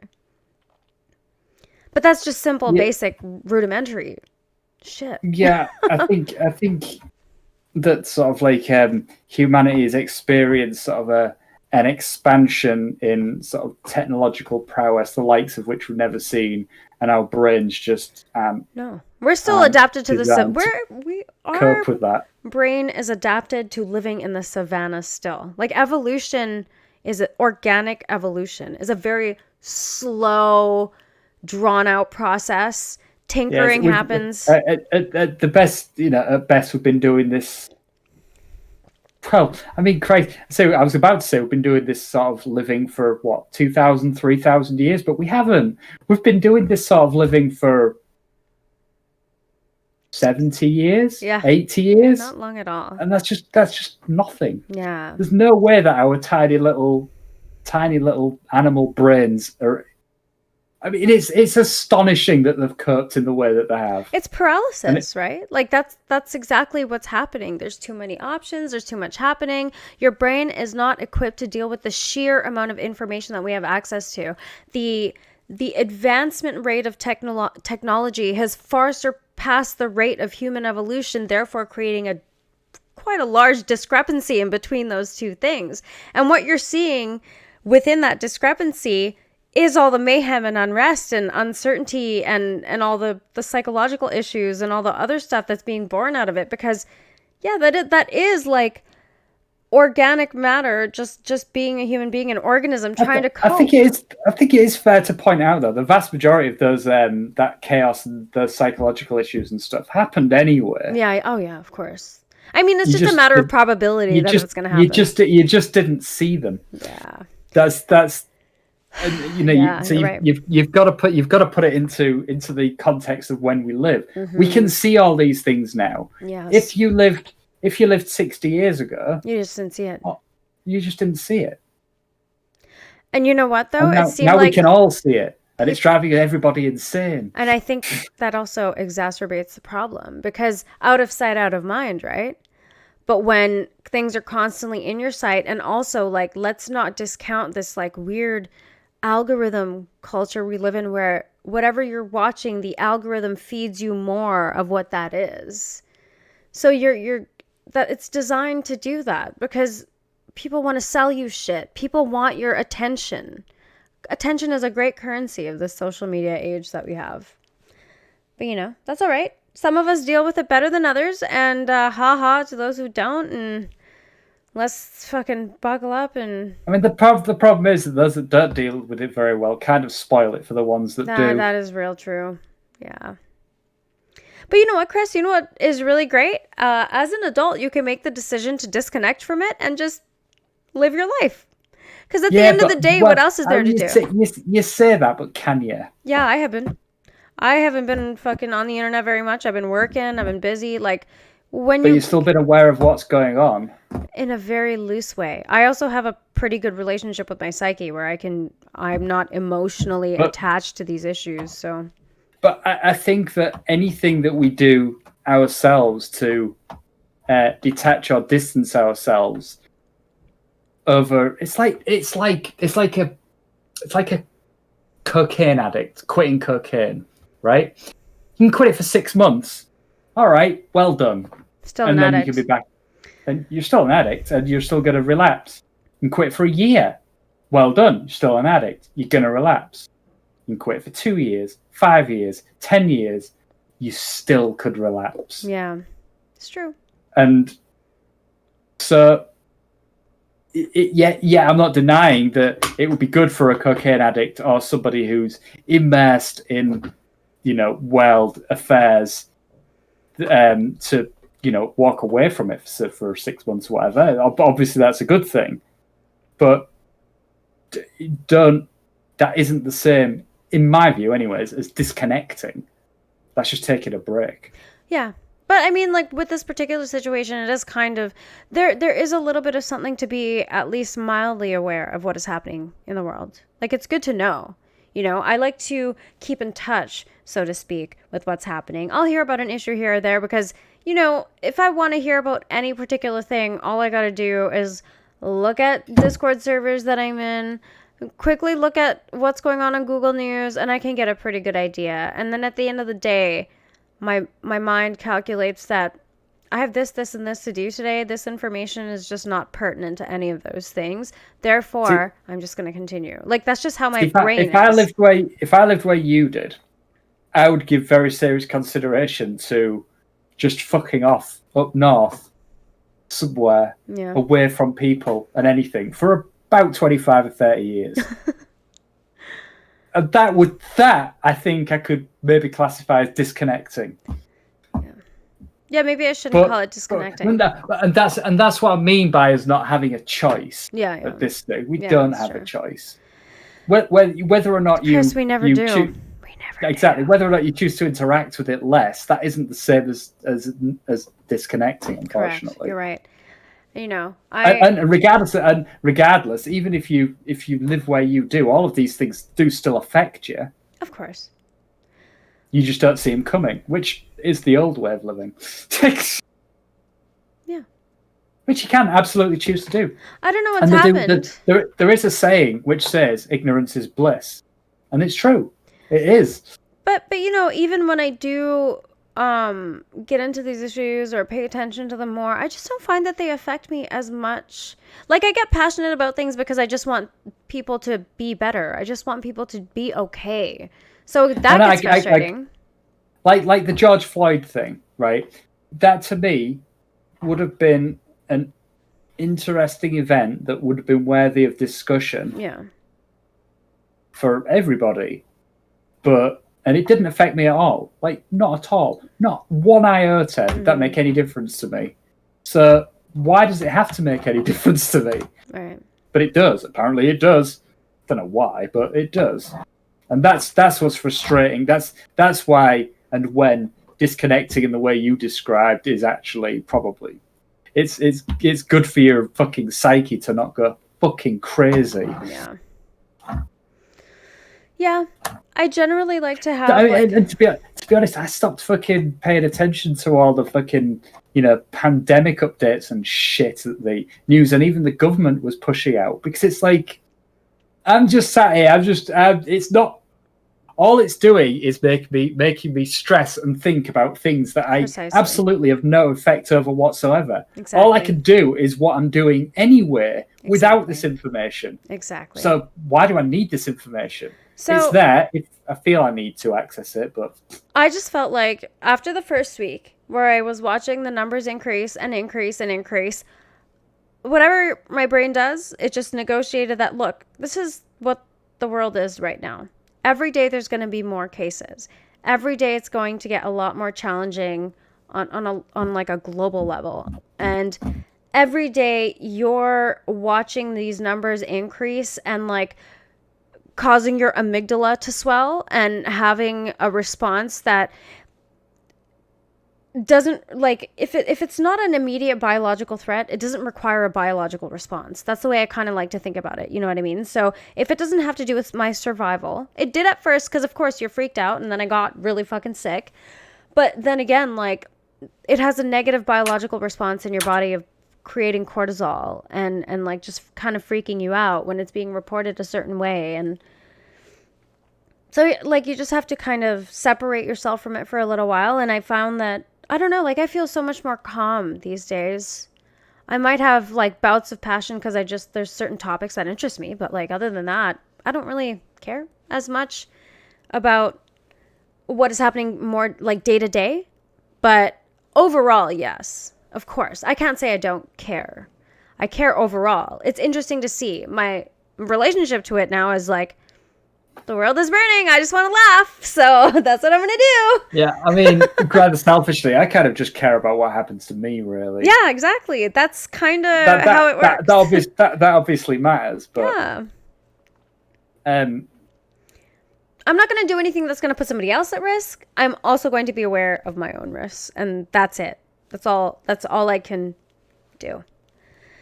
I'm not going to change the politics in America.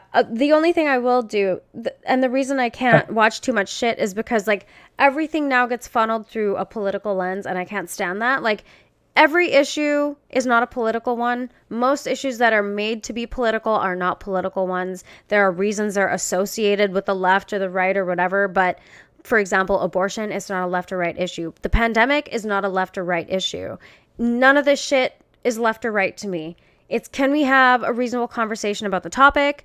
Yes or yes. And if your answer isn't yes, then I'm no. Then the conversation hath finished. Yeah.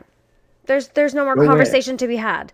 I don't Go care away if you're now. right. I don't care if you're wrong. I just want to be able to talk about the different aspects of the situation.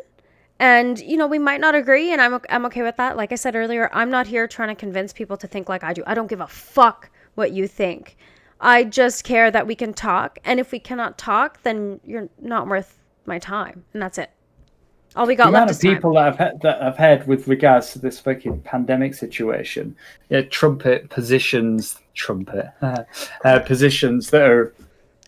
I've had, but are not based on any It feels. fact, Feels. any fact, and it's like and I've done this a few times, like having a conversation with somebody while I'm talking with somebody. I pull up that chart of death on wildinfo.org. Oh, whatever the fuck it's called. Wellmeters.info. That's got the John Hopkins data on it. Oh, and yeah. I just read the data. Yeah. And I just tell them what the data is. And that's where I got the testing thing for the USA about. Yeah. They're not despite what Trump says, they're not testing more than other countries. They're testing maybe as much as. So good on them for that. Fine. But their cases are still an order of magnitude higher than even the next worst, which is actually the UK where I live. Yeah. Like, it's not even close. But the level of testing is close. So it's not the amount that they're testing. And I don't know what. And people, where are you getting this information from? From fucking John Hopkins University, which, by the way, is an American institution. Yes. And nobody, people are, I don't know. Doesn't matter. Again, People are very frustrating. People are frustrating. We have to, like, the thing that, you know, psychology has always been an important aspect of anything that I think about because it just helps you understand people better.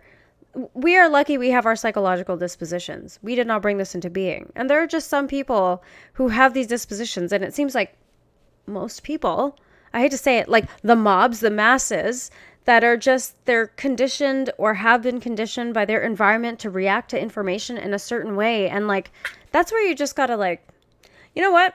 I'm lucky. I got a good head on my shoulders. It's not the best, but it ain't that shit.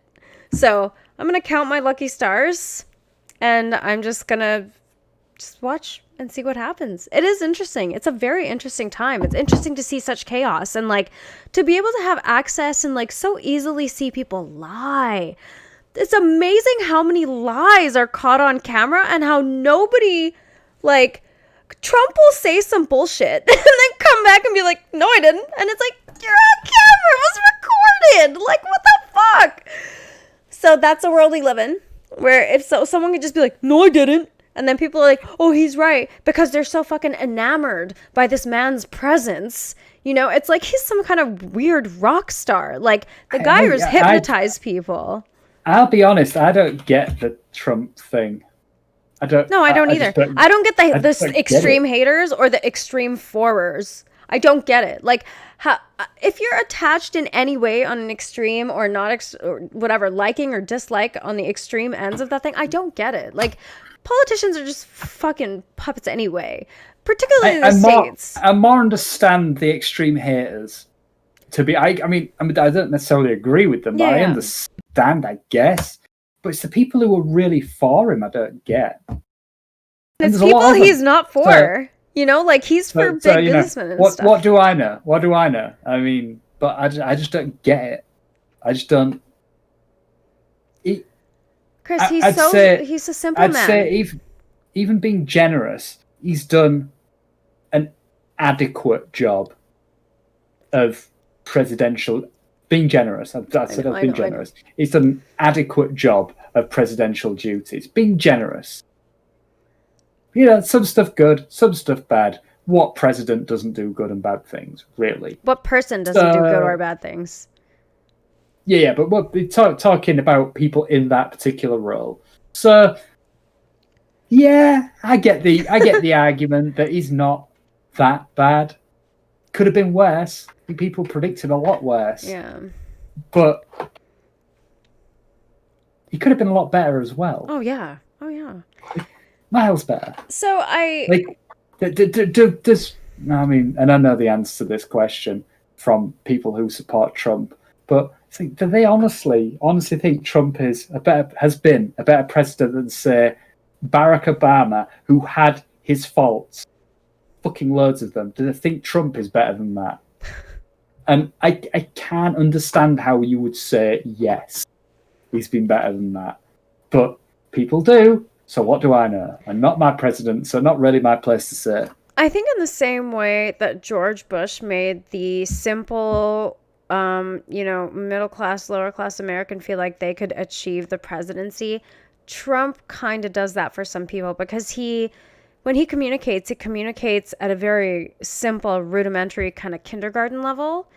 And the people who are really for him are kind of people who need to be spoken to in that way, which should tell you something about them. So they feel like a relatability with him in some weird way. I think a lot of his base I think you're right, but a lot of people who support Trump are also not.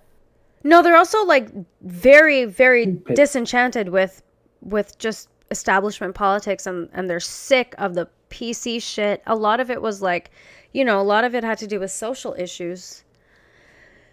It was a whole smorgasbord of reasons, people. You see that reaction to me, and this is going to sound awful, but that reaction is, I think, a very American reaction. Oh yeah. Like, why cut off your nose to spite your face? If that genuinely is why some people voted for Trump, then no matter how smart they are, they're fucking idiots. That isn't. You can have a high IQ, Chris. You're not going to make all the best decisions. You know what I mean? It all boils down to how you feel emotionally compelled. As much as we don't like to admit that we are very much so governed by our emotions, we absolutely are. We can sit here and pontificate about, I make intellectual decisions this, and I take every factor into account this. But at the end of the day, you're going to do what feels best for you, whether that's to be spiteful in the moment or to make a decision that's better for the greater good, whatever the fucking deal is. And remember that decision comes from a place that you're not controlling that place. So the free will argument is a whole entire thing too, right? Like, people are very much swayed by how people compel them emotionally. There was something that I was listening to, I think it was a Sam Harris podcast, or maybe it was Yuval Noah Harari, about how when people go into churches and they listen to sermons, their frontal lobe shuts off. The part that is lit up during that time is a part where there's no deliberation. You're just completely given to this person because of the way they're using their tone and the way they're speaking, blah, blah, blah.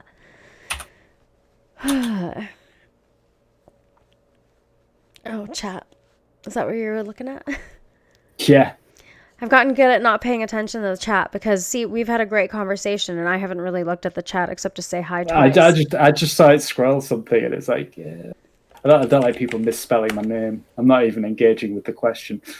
Yeah, I totally know what you mean because people still spell mine A-M-Y. I'm like, fine. But for the record, I am pro-Brexit and I hate Nigel Farage. Pooh, square that circle. Yeah, you voted for, right? No, I voted against, but I changed my mind. Oh, look at that. Isn't that amazing that you can do that? I know, right? Right? No, I voted to remain in the EU, but I, at this stage, and for a long time now, think leaving the EU is the correct course of action. Remember when Brexit was a story every single day? I think Nigel Farage is a cunt, even though we agree on that point. Whoa. Yeah, amazing. It's a lot more. It's never a simple black and white. There's some things that are simple black and white, and there's other things that are. Most things are in the gray, you know. Yeah, exactly. And the second you try and polarize something by saying something's right or wrong, definitively, Yes. then you've fallen into the trap trap of polarization. Yep. You are the problem. You know, but then there's like pick a side, you're a pussy. You remember that shit. Pick a side, you're a pussy. No, actually, it's far more difficult to sit in the middle of a situation and understand that there's like forces on either side that are correct and wrong. I didn't feel any level of like having to backtrack my ideas by changing my stance on Brexit, for instance. Yeah. I just felt like I understood more than I did when the referendum actually took place. Right. And I did. That's how shit works. Yeah, exactly. You can only make decisions based on the information you have. Exactly. But if the information that you have changes, then it behooves you as a fucking thinking human being to change your fucking stance. Yeah, exactly. If the information that you've got says you should, don't, because of whatever ideological reason, just stick with your original point, even if you know that you're wrong. Yeah. Not that you would ever admit it to anybody. But that's a poor thing. I don't like the idea of like just glossing over the fact that people are wrong. This is why we have a president, or we have a president. That's why they have a president that can get away with lying one day and then fucking saying he didn't say that the next day, right? And it's because a lot of people are just like that. People don't like to admit they're wrong. And that to me is pussy shit. Like, if it's like science, right? Like, people are freaking out. Oh, one day they say they have a vaccine, the next day I'm like, guys, this is the nature of science. Like, science is always in the business of observing, and things fucking change sometimes. That drives me insane. It's like, oh, you gave X advice last week, and now you're saying Y. Like, yeah, that's how that works. This is, do you understand? This is a new disease. Yeah. So, yeah, scientists might say, like exactly what I just said, they might work on information they have now. Yeah. But then they might get different information. Yeah. That's how that works. And yes, that sucks. Yeah. When you're in the midst of having to deal with something. It's fucking less than ideal. It would be way better if you could just jump straight to the end and understand everything. Yeah. But who lives in that fucking world where they think that's even a reasonable thing to want? We just get so used, again, it's that complacency shit, right? We get so used to our lives and our daily routines and everything remaining basically the same that when we're inundated with this change with science, like, people are not actually as acclimated to science the way they say that they are, because as soon as they come into collision with the fact that information changes like that in science regardless. That's the thing. People are acclimated with the end results of science. Exactly, yes. So the stuff they can buy in the shops, they're not acclimated with the way that those things came to be. Exactly. Like, do you think the battery system in an electric car was just somebody just thought, yep, that's the very way you make them? Exactly. Of course they fucking didn't. You went through like 50, 60, 70, 80 years of fucking lead acid batteries that were shit. Yeah, before people figured out how you could make nickel metal hydride batteries, and then lithium ion batteries, and lithium polymer batteries, and lithium aluminium batteries are a potential replacement for lithium polymer. These things, it's just how it works. And the fact that this much science on this disease has been done in this amount of time is absolutely fucking incredible. And absolutely it means they can say one thing one week and another thing another week. The two things can be in contradiction, and at no point at any time was any scientist lying to you. Yeah, exactly. And that's what they turn it into. Oh my God, it's a lie. And it's just like, you just don't understand. But, not worth arguing with. It's just not worth it. The other thing, too, is I always brought up, right? Well, the information changes every day. And I'm like, there's a reason it's called a novel coronavirus. And they're like, well, that doesn't mean anything. It just means new. And I'm like, that's kind of my fucking point, though.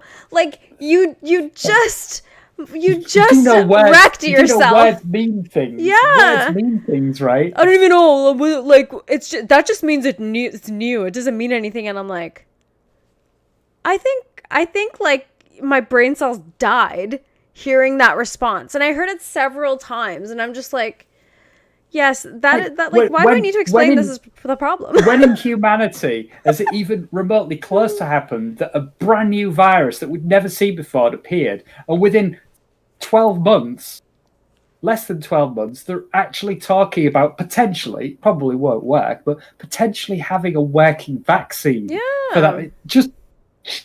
That's absolutely, that kind of timescale is mind-blowing. 18 months is crazy. That's amazing.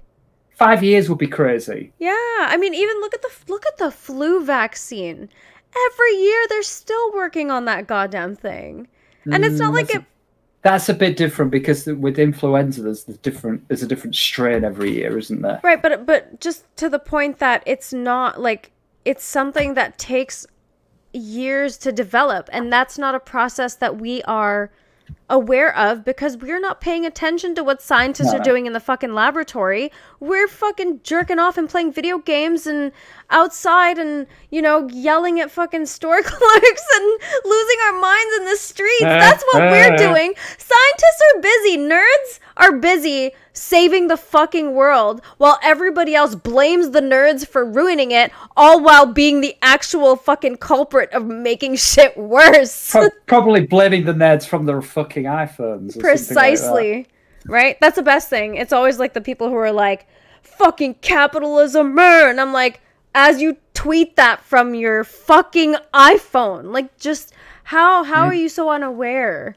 But, you know, again, not something to get into, because that is one thing that is incredibly frustrating, is like, I'm trying my best to be aware. I make bad decisions too. As I said, like, I'm a hypocrite with the mask thing. I don't always wear it. And like, it feels still kind of good to recognize my own hypocrisy, but like, just people's inability to see anything they do at all, I don't understand, and that's what fucking drives me nuts. So I try not to get too crazy about it. I approach most opinions I have from the point of view that or at least I try to, from the point of view that I could be wrong. Yes, exactly. Of course. That does, even if I'm pretty sure I'm not wrong, the possibility still exists. Yeah, of course. Whereas most people, they make a proclamation about something, and it is the absolute truth. Yep.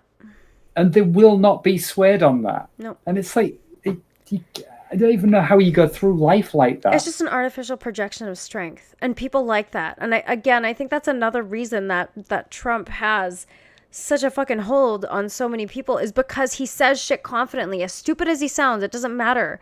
That fucking confidence really tricks people. It's like a fucking elixir or something that like just people's minds imbue, and then it's just like, well, he projected what he said with strength, and he wasn't shaky in his voice. And when you hear that, you feel confident because he's projecting that confidence. So you're sitting there, and people are easily tricked. You know, upon a second or third look, you'll start seeing, if you could, first of all, if you're not just caught in that Trump vortex where he can do no wrong. If you have the ability to look at other things that are happening around, which people seem very myopic. Like, they just... That pisses me off. I mean, when this pandemic thing started, I mean, obviously, my criticisms of Trump and the way that he was dealing with it were... I wasn't shy about expressing them. And people were quite aggressive with the responses to that in some cases. But I'd spent... I probably the last year or two, pretty much most of the time, defending Trump against people who are being unreasonable about why they don't like him. Mm-hmm. And it's like, I was with you there. Yeah, exactly. I don't support Trump. Yes. I am not a Trump guy. Yeah. But I want to attack him on the things that he does. Exactly. Not the things that I feel that he does. Exactly. That invalidates your actual criticisms. And if you're going to be really honest, you want to talk about the good things he does as well, the things he did right. Mm-hmm. Because you can't criticize, in my opinion, I don't think it's legitimate to spend your entire time criticizing the things he does wrong if you don't understand why people voted for this guy and why people continue to support him. Because there are some things, a lot of things that he's done that the people that voted for him are quite pleased about. Yeah. And it behooves you to at least acknowledge that. You know, things are never as simple as Orange Man bad. Yeah. Which is a phrase that I fucking hate, by the way. Yes. Yeah. Mostly from Trump supporters using it to describe people who don't like Trump. Yeah. But whatever. But it's not that straightforward. No, I do not support Trump. But nor do I necessarily think that every single move that Trump makes ever is a bad thing and has ever made. But you know, obviously Chris, is not. For both you and I, it's irrelevant whether we're for him or not because he's not our fucking president and he's never going to be. You're in the UK, I'm in Canada. Who the fuck cares, right? Like in terms of, I don't need to state that I'm for him or against him. Like, it's just a fun thing to rile people up and be like, I'd vote for Trump. I don't know. I think certainly in Canada's case, probably the UK's as well, and probably most of the developed world, I think you're at least entitled to an opinion. Oh, well, everybody's entitled to an opinion. I'm just saying it's irrelevant whether we would or wouldn't America vote. has such a... Yeah, sure. Yeah. But America has such a wide-ranging effect on the rest of the world. Oh, yeah, of course. But that's why we do pay attention, right? Even if you could convince one American to vote a different way, then that would be an effect. Yeah. I guess. Mm-hmm. Not that I'm trying to, because I'm kind of like you. I kind of don't care. Yeah. I mean, I care, but I don't care. That's what it is. You care, but you don't care. I don't want Trump to win the next election, but I don't want Biden to either. Well, one of them's going to. I know. So, if unfortunately, I have to bite the bullet, and so do you, and say if you don't want Trump to win, then you do want Biden to win. Do you remember when you voted for Trudeau because you didn't want the other guy to win? Same thing. So here, I'm just going to be honest here. I don't know if I don't want Trump to win. I just don't know. A part of me is like, fuck it, give me Trump again. Right, the reason I don't... Okay, the only reason, in fact, that I have an opinion on this, because up until this year, I was actually quite happy to just fucking stay out of the conversation. You know, he maybe wouldn't have been my first choice, but whatever. But the way that this pandemic has been handled has been shocking. Yes, I agree. It's very difficult to disagree. And I don't think it's healthy to have somebody with that level of incompetence in charge of the most powerful country in the world. Yeah. And that incompetence has not, in my opinion, been demonstrated until this pandemic. Yeah. Or that level of incompetence anyway. Yeah. But now it has. And that's enough. For me, that's enough. Yeah. Yep. It's funny that he's been in power for as long as he has. I've enjoyed it. Been a fun ride. Yeah. I hope he goes away. However, I don't think I think there's a good chance that he won't go away. I know, that's how I kind of feel too. Even if he loses, I think there's a good chance he won't go away. No, he'll keep talking shit and being a Trump. He's really good at keeping himself in the spotlight. It just gets crazier and crazier. Yeah, exactly. Yeah. I have no, I'm not going to do anything. Luckily, it's not on us. No, exactly. But Chris, we're not going to fucking do anything to fix the world or change course or whatever. We really just are spectators, and it is what it is.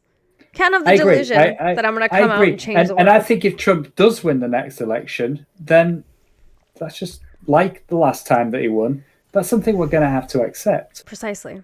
Yeah, I'm not going to... However, if he loses the next election, I think people need to accept that too. I agree. don't think they will. I don't think that there's going to be a lot of not accepting shit no matter what happens. Yeah, you're right. Whoever wins, you're right. You're right. It doesn't matter. At this point, like, I think it's just a thing to be anti, you know? It's like just a fucking, it's a circle jerk of anti-ness. It's as simple for me as I have a certain broad level of compassion for the people of America. I agree. Not dying unnecessarily. Yes. Of a pandemic that the rest of the developed world has actually managed to, at some level, not completely, but bring under some level of control. Yes. Whereas the USA, it just hasn't. I want to keep that border closed. I gotta say, like, it's.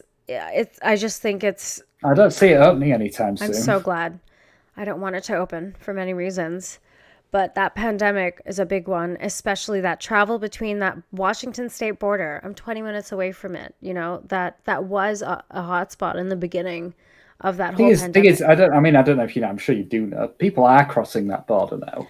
I think they are for work and for essential things, but that's different, right? Of course, it's always been open for that. Has it? Okay. Yeah, I think there was even during the heaviest part of everybody stay home, don't travel unless you need to, because some people have homes and family over there, and again, like, they also just hop across the border to go to work. So it's interesting, right? It's obviously not, the volume isn't nearly as much going through the border, but if you gotta work, you gotta work. So they'll make some exceptions, and they have all your information in their little, you know, those machines that store all the data and do all the processing for you. And I'm sure they have to take some things on an individual basis, but generally it's closed. Like, there's no way you can fucking hop on first of all, I don't want to hop on a plane. And even goods and stuff are traveling across the border, aren't they? That's never stopped. Yeah. I believe. But yeah. So, yeah. So I think that's it. I feel like I've solved all the world's problems with you. It's nice to speak to somebody about the George Floyd thing, particularly because it's such an inflammatory thing, and like a lot of people just get really weird about it. Like, they're like, I don't want to be seen as racist, so I'm just not gonna say anything. And it's like, to be honest, for the most part, that is kind of how I've dealt with talking about it. I've just not. Yeah, exactly. Because you know, people are so reactionary, and they don't want to listen to what it is you're actually saying. Exactly. They want to be offended by what they think you're saying. They want to be. That's the thing, is like, people want a reason to be pissed off. It seems like that anyway. Yeah, more so this year than most, but even not this year. That's just, people just want to be angry at something. Yeah. But that's because they just have some shit in them that they need to deal with. So Western culture is great, but the way that we approach religion is wrong. Like, I like the way the Eastern countries or the Asian countries approach religion better, and it's more about having an awareness, like some sort of connection to your frontal lobe. You know, just somehow. But again, like, it all depends on your psychological disposition and how everything is oriented to begin with. So we're just gonna fucking watch things happen as they're gonna happen, and that's just reality. And I'm good with that. Luckily for you and me, we're outside of the epicenter of this particular dumpster fire. So you've got a ringside seat to it. I haven't, but yeah. It's kind of scary over here too. You know, but we'll deal. If I was you, what I would do is move to, you know, the BC is great. It's got, like, you know, it's got cities further north than where you are. Oh yeah, like, I lived quite in a lot one. further north. But and not that far. Fuck me, not that far north. Well, like, it's horrifically cold. In between. Yeah. But like, they're like in mountains and stuff, and I'd be there. That's where I'd be. I think, in one of those cities. Yeah, and I think all the stuff you've got, but not. The infrastructure exists for there to be internet over there as well, so I think that's... Oh, no, I watched. The reason I know about these places, I watch people who stream from there, and they've got their internet's as fast as yours is. So. Yeah, well, it's Shaw, probably. No, okay, probably. Probably. Yeah, I think this. Yeah, I think that they've got, like, No, I think it might be faster than yours. Like 500 megabits, so like half a gigabit. Which is faster than yours, isn't it? I have the fastest internet in the province. My service is like upgraded to the gills. I can download Fine. like 8 gigabits in like, I don't know, like under 90 seconds. Gigabytes. Don't ever get that wrong around me again. Gigabytes. Sorry. All right. Fine. Thanks for the correction. I will take that and I will make sure I store it up there somewhere. Remember, byte by 8. By 8. So a byte is 8 bits. Okay. See, I'm gonna learn some computer now stuff. You're educated. Yep. Gigabytes. Fuck, people say shit wrong all the time, hey? Because that's where I get the computer lingo from. So my friend at work, he is a big computer geek. Like, he was looking at SSDs at work the other day, and then he starts rattling off all these statistics and all the information about it, and I'm like... Is that the one it was into clicky keyboards? Yes. Yeah, remember you talked to him about, like, how our fiber is oriented, remember? That guy, yeah. My work husband. Yeah. So, you know, he'll just start doing this thing, and I'm like, you know, you remind me a lot of my friend Chris. Like, he's very technologically savvy, and he's kind of a computer nerd too, and he's talking about his setup and this and that. And I was like, you know, he told me that I should put in my own SSD. He's like, oh, Amy, so easy. And I'm like, yeah, you guys say that because you've done it. He's like, it's just small parts. Like, but your shit is probably something you just have to plug in. You probably don't even have to screw anything in. And I was like, I don't know. I guess we'll see. But yeah. Yeah, maybe. Yeah, I'm not so sure. If I recall, your computer's a bit of a fucking nightmare to open. That's a nightmare. Oh, well, we'll see. We'll see how it goes. Yeah. Well, are we tuckered out from talking? It's been a couple hours. I think so, yes. Yeah. It's nearly time for my food. Good. Well, you go eat. It was wonderful to talk to you, as per usual. I know. Looking radiant as ever. I think it's a good thing to, like, maybe, like, being home and not being fucking in a stressful work environment makes a huge difference. Like, I love not being at the office, man. No shit, it does. Yeah, huge. And they're actually talking about bringing us, right, a guy came around and he dropped me off a load of equipment from work, like a new laptop and another monitor and just stuff that they're never getting back. Yeah. And he's like, oh, I've been talking to the boss, and he says if you want to come back for like a day a week, if you're going stir crazy at home or whatever. And I was like, bear in mind, I'm on holiday at the moment. Yeah. So, and I was like, I don't want to go back. Yeah. I'm not going stir crazy. I mean, if my boss says to me, you have to come back to work, then I will. Then you'll go, yeah. But if it gives me the option, I'm just going to say no. Yeah, I don't want to. If I can do my work at home, yeah, you're fully capable. Yeah. So why? You're comfortable. It's nice to be at home. You can chill with your dog and stuff too. The only problem I've got here is that my internet's a bit potato, so it's not ideal. I would be better off with something like you've got, but it works. Yeah. Like when I've got the my work phone connected to the VoIP system at work and stuff, I can make calls and whatever. Yeah. I can remote control. It works. Mm-hmm. It gets a bit angry with me if I try and do like loads of other stuff at the same time. But, if I'm working, then technically I shouldn't be doing that anyway. Yeah. But I mean, whatever. It's nice, right? If you're good at managing your time and it's way better, and like I said, you just, I don't know.